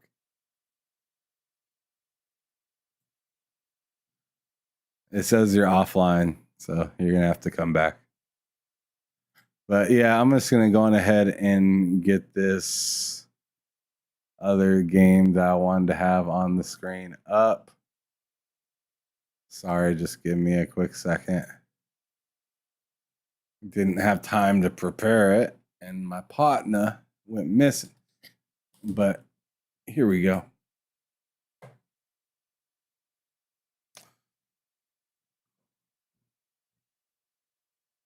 That's from. I want to make sure it's from a good source. All right. There you go. You're back. Yeah, I can hear you. So yeah. So what game is this? Is this a third-person game? You can see it. It says on the screen, fool. All right. Likely mature. 17 Top plus. left corner. Crimson Desert. Okay. All right. Let's go. Yes, sir. I think it looks pretty good. Banger incoming, everyone. A land soaked in blood. Can you hear it?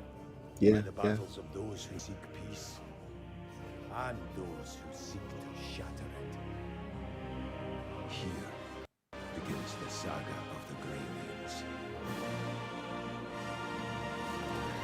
This is crazy, bro. Who brought chaos to Providence. The rifts they have created will return everything. This looks like Elden Ring levels of epic. Yeah, but just keep watching. It just gets crazy. It's climbing on the walls and stuff. I had my own mission. Flying? That's a cutscene. Has to be a cutscene. This is like Elden Ring with Zelda. I can tell you now is that this mission will restore the disrupted Providence. What the fuck? Did he go to another universe?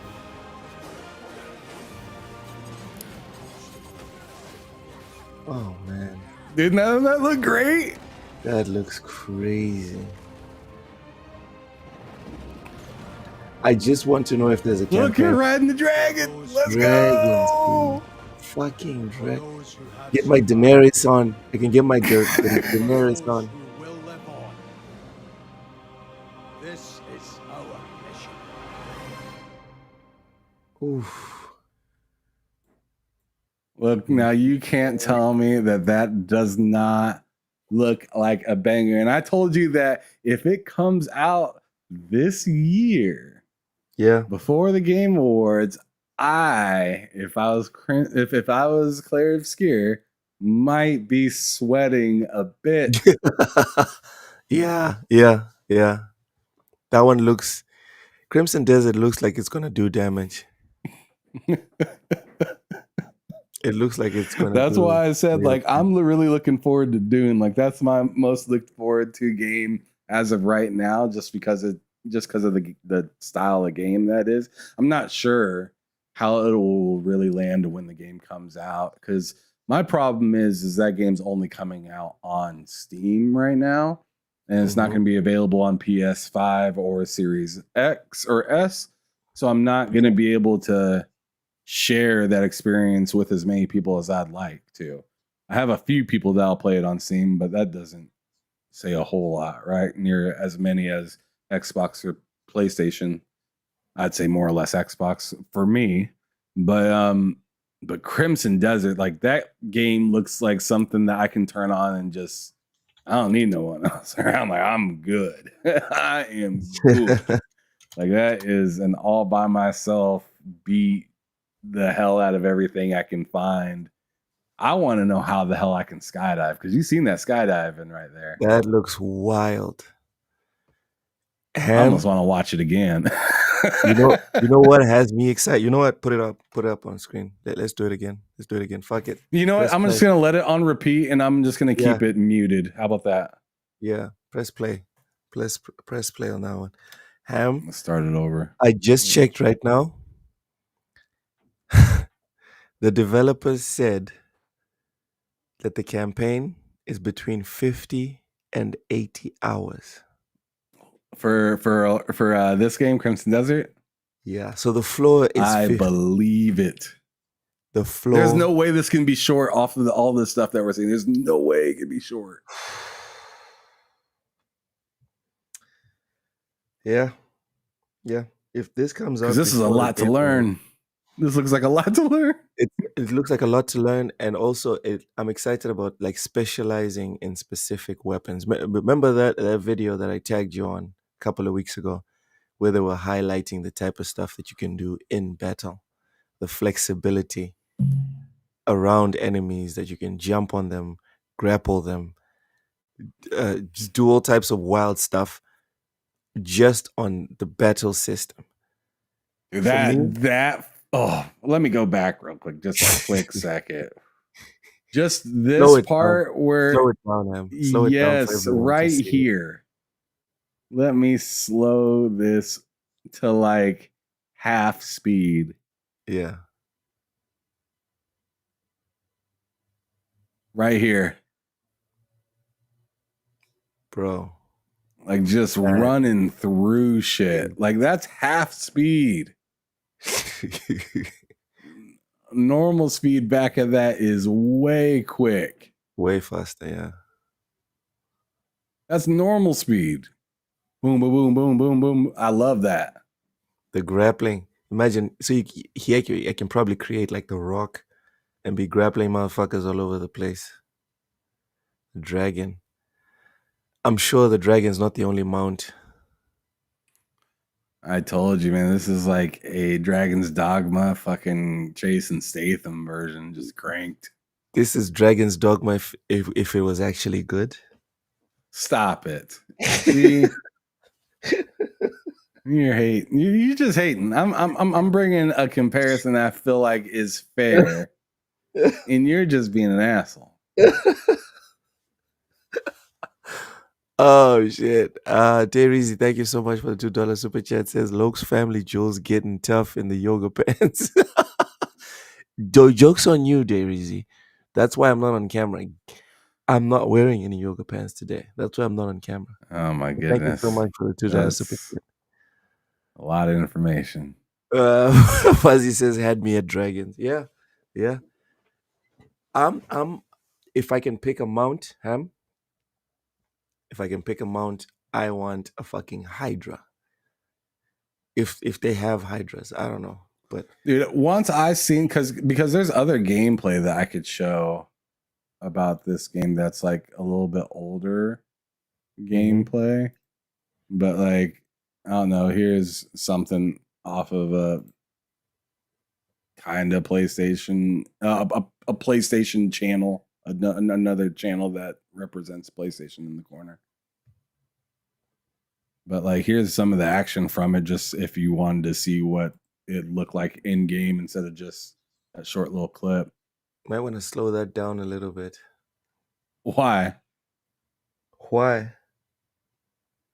Why slow it down? Because it's super awesome and super fast. Low can't keep up. I just don't have the capacity, bro. You don't have the capacity. Oh no. Yeah, slowed it down to 75. All right. All right. It's yeah. a little bit slower, just so you can see the kick was strikes. nice. You see that kick? That was very nice. Ooh, did he just get stuck? Yeah, he got stuck in. He got put in like a stasis of some sort or whatnot. So even the bosses stun lock you. That's fucked up. They do stuff that you usually only are able to do. Is that like a deer? Are you fighting a deer? Oh, It looks like it. A deer man or a man deer. Looks like he can take some punishment. Jeez Louise. That sword is kicking his ass. Yeah, he's taking some punishment. What is he doing? Okay. Let's parry. see. That was the parry. Oh, he got bodied. He got bodied some fierce. Damn. Okay, so he parried and then he body slammed the dude. And now he did some now he's giving him stuff. He's giving him hands and feet. Let's go. That is nice. Oh, we got caught something fierce right there. Ooh. Not great. The parry was too soon. Jeez Louise, this man is getting thrown. Okay. These fights look like they last like a minute though. Yeah. Look at him busting through the walls. You see Wow, that the shit? walls fall down. That's crazy. Is this thing gonna run on my PC? I'm not sure. So the walls actually break. This is crazy. Ooh, a cutscene after beating him. Game of the year. If this is what it's like for like every single boss in the game, game of the year contender right here. Oh shit! Like that was like hey, that was some good shit. Oh, and then you get to see him coughing. Oh, it's a man. Okay, it's a guy with his face. He's all bleeding out. What is happening? How is he still up? Okay, he's dying. All right. He just doesn't know he's dead. Yeah, he said this cannot be. Oh man, this is tough. And keep in mind, this is 75% speed. So let me bump it back up to normal. Okay. He wants to go die on his chair. He wants to sit. He wants to die as the Elden Lord, Ham. He wants to still be the Elden Lord when he dies. Now that's a legendary death, bro. What the fuck? Hey, if that ain't good story, I don't know, because we didn't even hear what he said, but we understood what just happened. I am captivated. By the way that motherfucker died. Just by the way he died, bro. That's crazy. He said, "No, this is my chair." Richie said he's going to his bedroom to clear his browser history.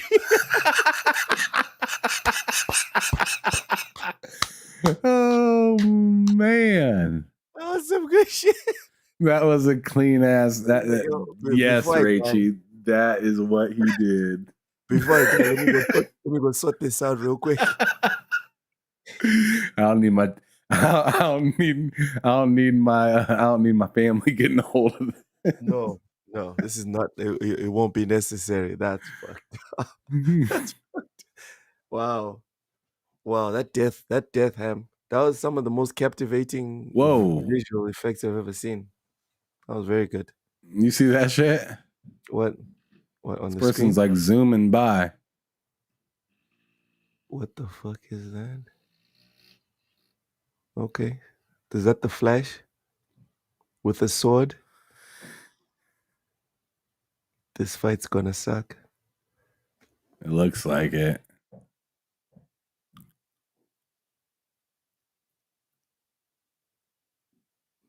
Oh boy.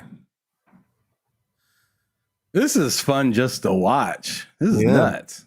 Yeah, that's some really good shit. So I don't know if this game has a horrible story. I'd be surprised because this. So how do you beat this guy? Okay, so you have to parry him or dodge him. Probably you have to do like a perfect parry or perfect dodge of some kind. Oh fuck! And then he's got the throwing knives. That's not fun. Ooh man, he is quick. So you can take a lot of damage on this thing. Yes, which I like that. Yeah. Well, it kind of it lets you at least try to understand it, so you can beat it the first time instead of getting hit twice and just dying. That's the type of shit that bothered me about like Elden Ring and stuff like that. Leave Elden Ring alone, Ham. I know. As soon as you say absolutely. Just Souls games in general, man. They just like sometimes I don't know what to expect, and it's made that way so you lose repeatedly, and it's just like, man, I didn't even have a chance. Try again. Yeah, and then the try again is fucking 100 meters away. Rachie, cut the cap. You knew I should. You knew I'd bring that up because you knew that was the issue. Yeah. Fuzzy says it's funny how Loki is always asking for games with smaller scopes, and yet this and Death Stranding are his most anticipated games. Actually, that's not true. My most anticipated game is Metal Gear Solid Delta. That's my most anticipated game. As for this one and Death Stranding, like I believe there's space in gaming for all types of games, right? In terms of size. Damn, this man. And I do. Oh my god, there's two. Jesus. And bro, I like the punishment you can take. I almost feel like your character is like OP, like a Goku kind of person. You know what I'm saying? Where he just gets hit through mountains and hit underwater, and just like you take the ultimate punishments and you just withstand enough until you can like figure out like where it hurts. The weak point is, exactly. It looks like every single boss that you beat has like a crazy animation at the end. Oh fuck! Plus quick times. My guy. Look, it's being played on a PlayStation too, so it'll work on a console just fine. Man. So it should work on your PC fine. Yeah, true. I'm assuming it's played on a PlayStation right here, right? This is a PlayStation channel, and yeah, if it plays on console, then I'll be good. I'll be more than exactly. Ooh, this is a beast of a game. Hopefully, it's played on an original PlayStation, so I know it'll work even better on a Series X. Yeah. That's like literally what's been happening lately, which is really weird because PlayStation came out strong with the PS5 running better on some games. On it almost seems like they don't care now that they got the Pro. And also now that everything's being ported to PlayStation. So, well, not everything, because Nintendo's not porting their games to PlayStation. But yeah, Fuzzy, there's space for big games, small games. My real concern is big games, like everything being a big game. That's my concern. This game looks like it needs to be big though for the type of shit that you're doing. Not just that, Ham. It's not only does it not only is it big, it looks like it's going to be worth people's money. Like, no offense to Dragon Age, the Veil God, but it wasn't worth a lot of people's money. And no offense to a whole bunch of other AAA games that were huge, but nobody played them. Well, see, like this game and like your Clair Obscure and like there's a few games that came out really this entire generation that will have like this look to it to where it's like, now that looks like it's pushing the envelope. Yeah. Like Loke, you said it at the beginning. You're like, is this gonna run okay on my PC? Like, I'm scared, bro. That's how you know like something's really being, you know, pushed hard, right? And like something's gonna be different. And I love that it's pushing gameplay, not my cutscenes. Yeah, like the world right there going on right now looks like a lot of stuff happening. Dude, when I saw the walls breaking, I was like, oh yeah, hold on a minute. Wait, are we sure this is gonna run? Because I guess we can expect that from every single boss fight. And to get that to render or to work in a huge game like this, that must be crazy hard to do. But if it runs on a PS5, I'm good.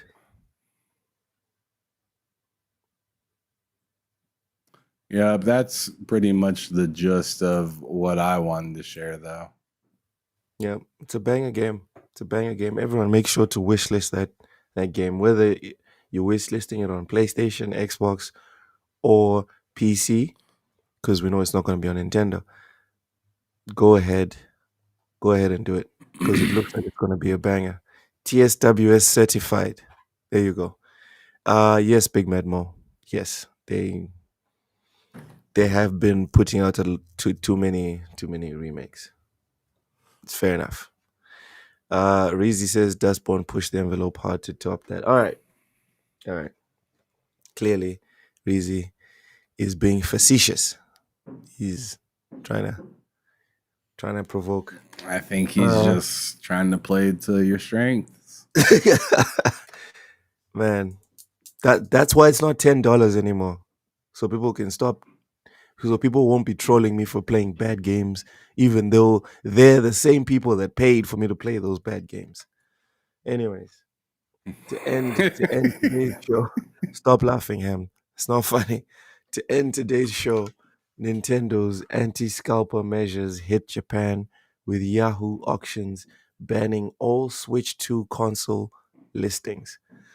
This is something that I'm kind of glad I don't have to worry about anymore, because now that consoles are not my main platform, when the PS6 or Xbox, whatever comes out, I'll just buy it when it's not super expensive. No rush. But let's get to the article from IGN. Jesus, my voice is almost gone. Wow. Okay. With the demand for the Switch 2 console far exceeding supply, Nintendo has announced it's working with 3 of Japan's major online marketplaces to tackle Switch 2 resales. Restrictions vary depending on the marketplace, but Yahoo Auctions, Yahoo Flea Market has gone so far as to ban all Switch 2 console listings for the foreseeable future. According to Nintendo, they're going to have it listed under like Cheerios or something like that. Get your fucking Nintendo Cheerio. But the picture's there, so it's like, we know what you're actually selling. Let's see if they thought of it. Let's read the article.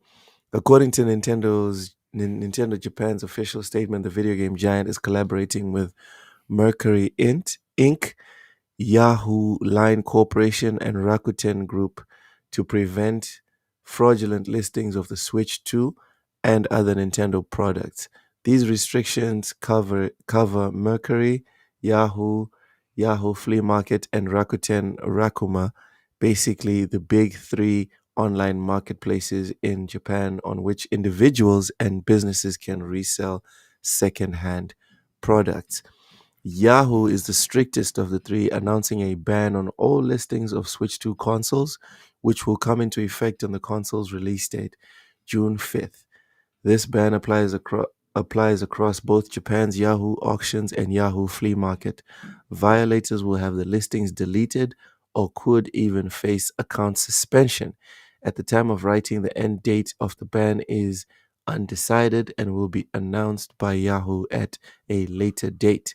This Switch 2 ban falls under Yahoo's prohibited items article, which states that the resale of items in high demand with high resale value may be banned if they are deemed to promote behaviors that cause confusion, such as price gouging and hoarding of stock. Rakuten Rakuma, on the other hand, has issued a statement prohibiting listing Switch 2 and related products, but only before the release date, reminding its users that it is against Rakuten Rakuma's policies to list items that you do not have on hand and don't know the exact condition of. Mercury's statement was a bit more vague according to the press release. It has agreed to share information with Nintendo and strengthen measures to remove specific products that violate the Mercury guidelines. For example, from March 2025, Mercury has required ID verification from users listing high value products, and this will be applied to those selling Switch 2s. All right, so Ham, so far, no one here has figured out this easy fix that you have in like 5 seconds figured out. What are your thoughts? Ah, man, it's gonna be messy for a little bit. I'm interested to see how sought after this console really is. I really am. Yeah. I think it's gonna be talked about a lot, but I'm not sure if but I'm wondering how the numbers will reflect. I think it'll be fine, but I'm just wondering if it'll be as big of a deal and as hard to get as when two consoles hit at once and nobody could get any of them. Yeah, I mean, it is pretty sought out in the US. Remember, like the listings in the US got like they were out of stock in like seconds. Yeah. Mm-hmm. But a lot of people are like, that's probably like scalpers and shit. It is like the more these companies can kind of figure out a way to stop scalping, the better. Even though it doesn't really do anything that benefit the company per se, maybe it does in the sense of like active users, like we've talked about in the past. But and also people buying content on, because like it's like if those are getting into a bunch of scalpers' hands and the scalpers are selling it way slower, well, then that just means that Nintendo's getting less digital sales as quickly as they possibly could be. Yes. You know what I mean? So that Yes, does they do hurt. That does hurt them, but like it's just how much do they care to try to stop this stuff? I really think these companies should really dig into that and figure out a more streamlined way.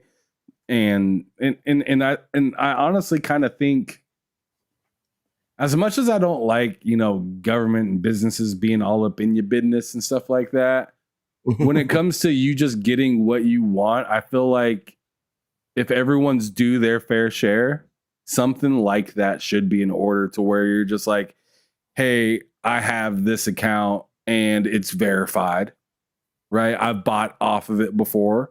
Like I've had this, like I've seen stuff saying that say, hey, if you were, a member of PSN or Xbox or whatever it may be, for like at least, I think Steam Deck had that when they first came out with the Steam Deck consoles. You had to be a member of Steam within like of at least a month before you could buy like one or multiple or something like that, right? Yeah. Where it kind of verifies that, hey, you're not buying 30 of these. Yeah. Which would have been unfair. I mean, Will people they? are always going to figure out a way around stuff, but the harder you can make it, the better. Yeah. Like the one that you came up with just now, that solution you came up with just now. I'm sure a lot of people are gonna come up with that. Yeah, just throw it in a big old Reese's wrapper, you know. Yeah, like they'll come up with Playable a Reese's. community. They'll come up with like a community name for it, you know? Like they'll call it a Gundam Gamer, for example. And then Right. everyone knows what a Gundam Gamer is. Or they'll call it a Gundam Gamer 2. And then everyone knows what that is, and then boom. So yeah. It's like a panacea, but it doesn't really solve the issue permanently. Snap Crackle Box. I think the 2 is important, so people can know that it's the Switch 2 they're talking about, you know. Because even in legal, then you'd need to know like what's the issue, you know. You'd need to figure out how to connect the fucking the Snap Crackle Box 2 to them scalping. You'd need to figure out how to make that connection. They could just say like Mario Player. There you go, Mario Player 2. Boom. Cart of Mario Player 2. Mario Driver 2. Boom. There you go. I think that'll do it. You might want to check on what part of the world you're getting that from. You might get what you might really get that.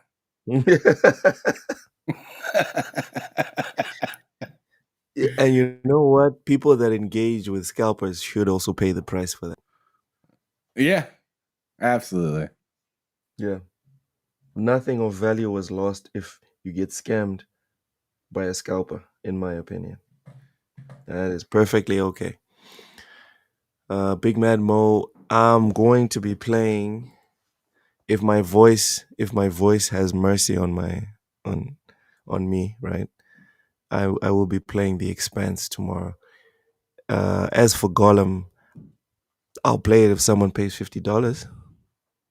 I'll play it because then I don't have to buy the game out of pocket as well. Because I'm not trying to actively play shit games. You know what I mean? I'm not trying to actively pay for the pleasure of playing shit games. So yeah, next game is The Expanse from Telltale. To a T just dropped into Game Pass. You should play it. Get the fuck Golem is on Game Pass. I don't think Golem's on Game Pass. Okay. It says it's $2. You're just saying it's just $2. Well, the rules are the rules. Mo, the rules are the rules. The same way I was like, I'll play a game if I'll pay a specific game if someone pays $10 for me to play that specific game, even if it's shit. It's now $50 because I'm not playing shit games. Sorry, I thought you guys were gonna pay $10 for me to play nice games. Y'all are paying $10 for me to play fucking Dustborn. The fuck out of here with that. No thanks. G maybe says The Expanse in yoga pants. I might as well just do that. Yeah.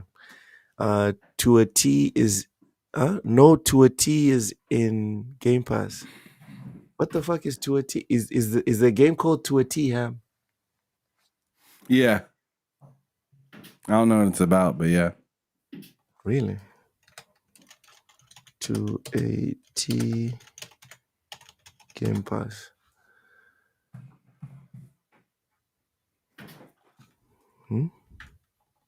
Okay, I didn't search it properly. To a T Game Pass. Oh, okay. No thanks. No thanks. Maybe my daughter will play it. Yep. That's probably why I have no idea about it, because I just looked it up and I was like, oh yeah, nah. Yeah. That's probably why. Nah. Yeah. No, thank you. But thanks for the shout, though. Yeah, like when Mad Mo said. What did he say? He said no to a T. Okay. In the life of a kid game. Yeah. I'm good. C4 skills. Thank you. Yeah, I'm good. I'm not interested. Ham's not interested. But My daughter hey, might be. so let's end the show on the subscription talk since everyone's talking about Game Pass all of a sudden. Game Pass it's crazy, huh? It's crazy. Yep, it's still crazy. PS Plus just came out with NBA 2K. PS Plus has a few nice games this month. Can't deny. Yeah, NBA 2K25. I think they had Sandland too, or something like that. Last month. It's pretty hot. Yeah, that's pretty dope. Hot.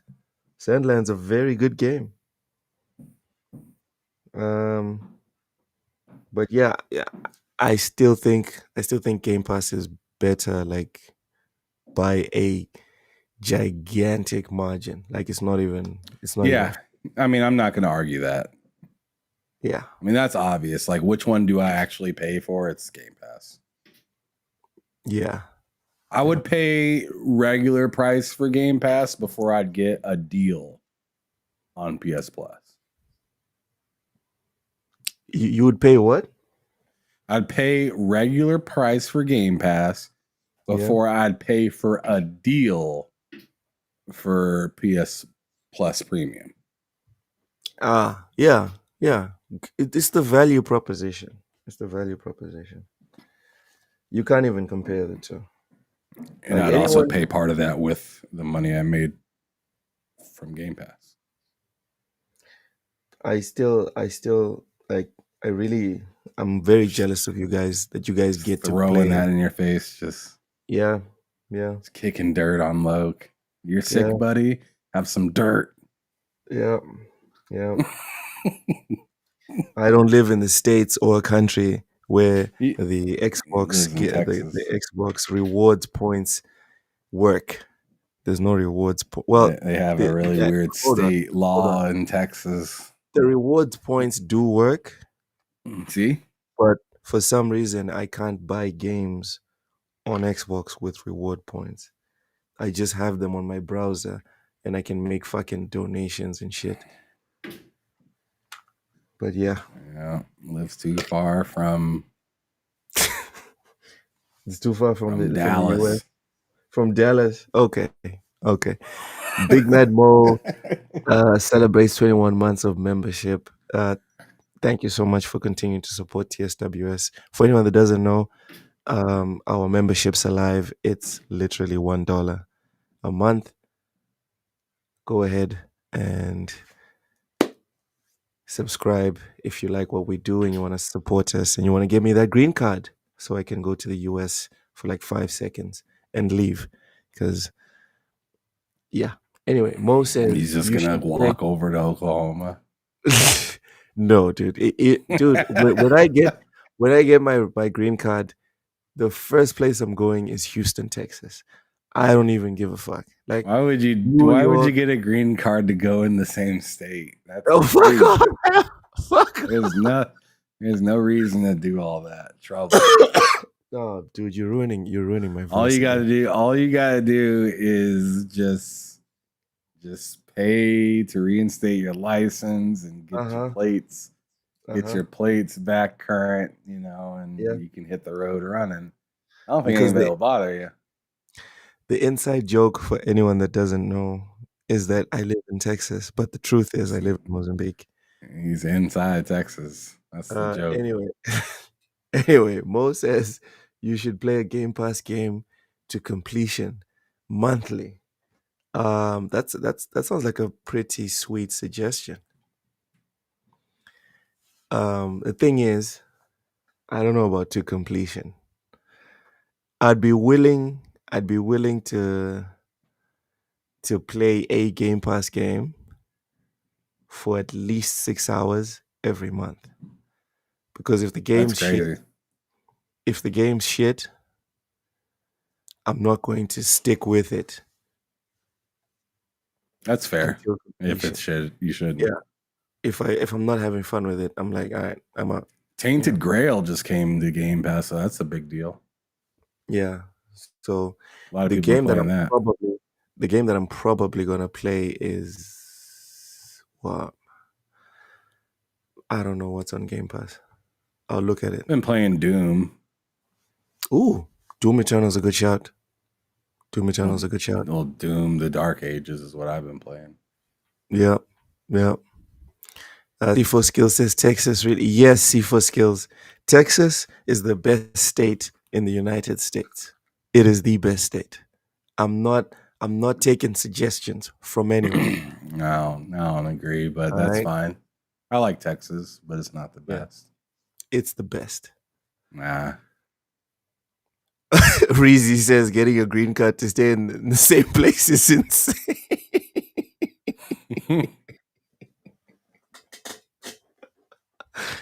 Reezy, I don't know, man. Like, seriously. Then it says expands your horizon. Expand your horizon, look. I'm just saying, man. That's fucked up. C4 Skills wants to know how many games I finished this year. I would be lying if I said I know how many. I admire people that finish games and then write it down like on a list. For me, that's actually impressive. Yeah, when I that's finish a lot. I just finish it and keep going to something else. Yeah, that's me. If you want to know what I've played and what I finished, bro, just look for Loke 7 on Steam, on PlayStation, on Xbox. I don't set my accounts on private. I don't keep track. Like the one I can off the top of my head, I know I finished Clay Obscure. I know I finished that because it's on the screen and it's playing. That's why I remember it, if I'm being completely honest with you. But as for keeping track, I guess I do. I finished a fair amount of games this year, I think. Yeah, I don't think about that very much. Yeah, I don't think about it that much.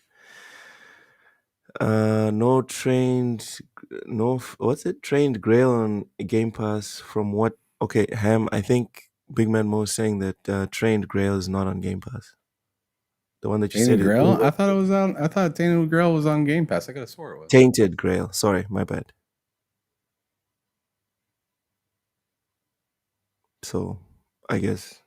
I could have swore I seen that on there. Maybe not. I don't know. I thought it was. I swore it was, but maybe not. Ham, something real quick before we go. Fallout 2 Season 2 premiere has been set for December and they renewed it for Season 3. Thoughts? I'm sorry, say it again? The Fallout TV show? What about it? Season 2 is coming in December 2025. Yeah. And they renewed for Season 3 as well.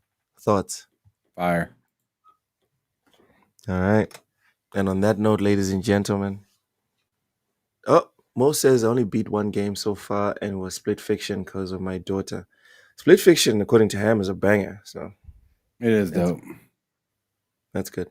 Oh, okay, Ham, I think you saw Tainted Grail. I think you saw the demo. Oh, maybe. Yeah, Stanley Francois says the demo's there. Yes, C4 Skills, great show. One of the best video game adaptations of all time, in my personal opinion. And yes, Mo, Tales of Kenzera Zao is literally on Game Pass. So even if you're a grifter, for the love of Zao, install that thing, actually play it, and then see if you agree with the people that were shitting on it. Oh, tomorrow's Father's Day. Nice. Ham, happy Father's Day. No Father's Day, is it? Vince says it is. Where? I'm guessing in Europe, so probably in my region as well. I need to check. Hold on, let me open my calendar. Yeah, mine's on June 15th, so. Nope. No, it's not Father's Day in Mozambique tomorrow, so I'm guessing it's Father's Day in Vince's country. That's fair. Or in Europe specifically. All right. Y'all have a good one. thank you so much for joining us. We really do appreciate it. Oh, sorry. Before we do the outro, Ham, anything you want to plug? No. I'll see y'all on Friday. Loke won't All right. be here, but I will. All right. Okay, in Germany. It's Father's Day in Germany. All right. Happy Father's Day, Vince. Have a good one. And I hope your kids send you something. Or maybe you could buy yourself a mug, you know? Reezy wants my P.O. box. DM me on Twitter and we can talk. Don't be sending me no dildos, Reezy. Anyways, thank you guys. Thank you guys for watching. We do this every single day of the week. This was the lowdown. On Friday, Ham will be hosting Bullsitting with Cozy Beluga, Matt Likes Games, and Mental 9 Hour. Maybe a guest. Who knows? Your shoulders. Tomorrow. I think that's your new line now is relax your shoulders. I need to get the audio. If someone can get me the audio of your shoulders, I'm gonna put it into the overlay on FMux, please. Whether it's Vince or Reezy, I'd appreciate that. Ooh, premium spandex yoga pants. Yeah, Reezy, I'll hook you up. I'll hook you up with my PO box. I need one of those. That's wild. But yeah, tomorrow will be my last day on TSWS for a week, maybe two. I got something special that I want to do for everyone if my voice does not sabotage. If he shows up to the stream on camera if you show up on camera tomorrow, yeah, with like a fedora and a trench coat, I'm telling you guys, unsubscribe. Unsubscribe. I'm not gonna flash. I will be shutting down the channel soon after that stream. I will not be flashing and anyone. He's like, I don't know, it can go up to 6 hours. It sounds like there will be water-based lubricant. There'll be all sorts of bad boy entertainment items. Oh my goodness. So you guys make sure to stay safe. Vince seems interested. Says straight pimping. All right. I'd say put on a pair of glasses before you look at the screen, just in case your phone decides to spit something at you. What the yoga pants, and just a cowboy hat. What about my shirt, my tie? Reezy, don't do this to me. Why would I? Okay, you know what? Thank you to everyone. We really do appreciate you guys consistently showing up and supporting and interacting with us and having fun with us. Y'all have a good one. We'll see you. Or I'll see you tomorrow for my weird pop-up stream. Have a good one. Ciao.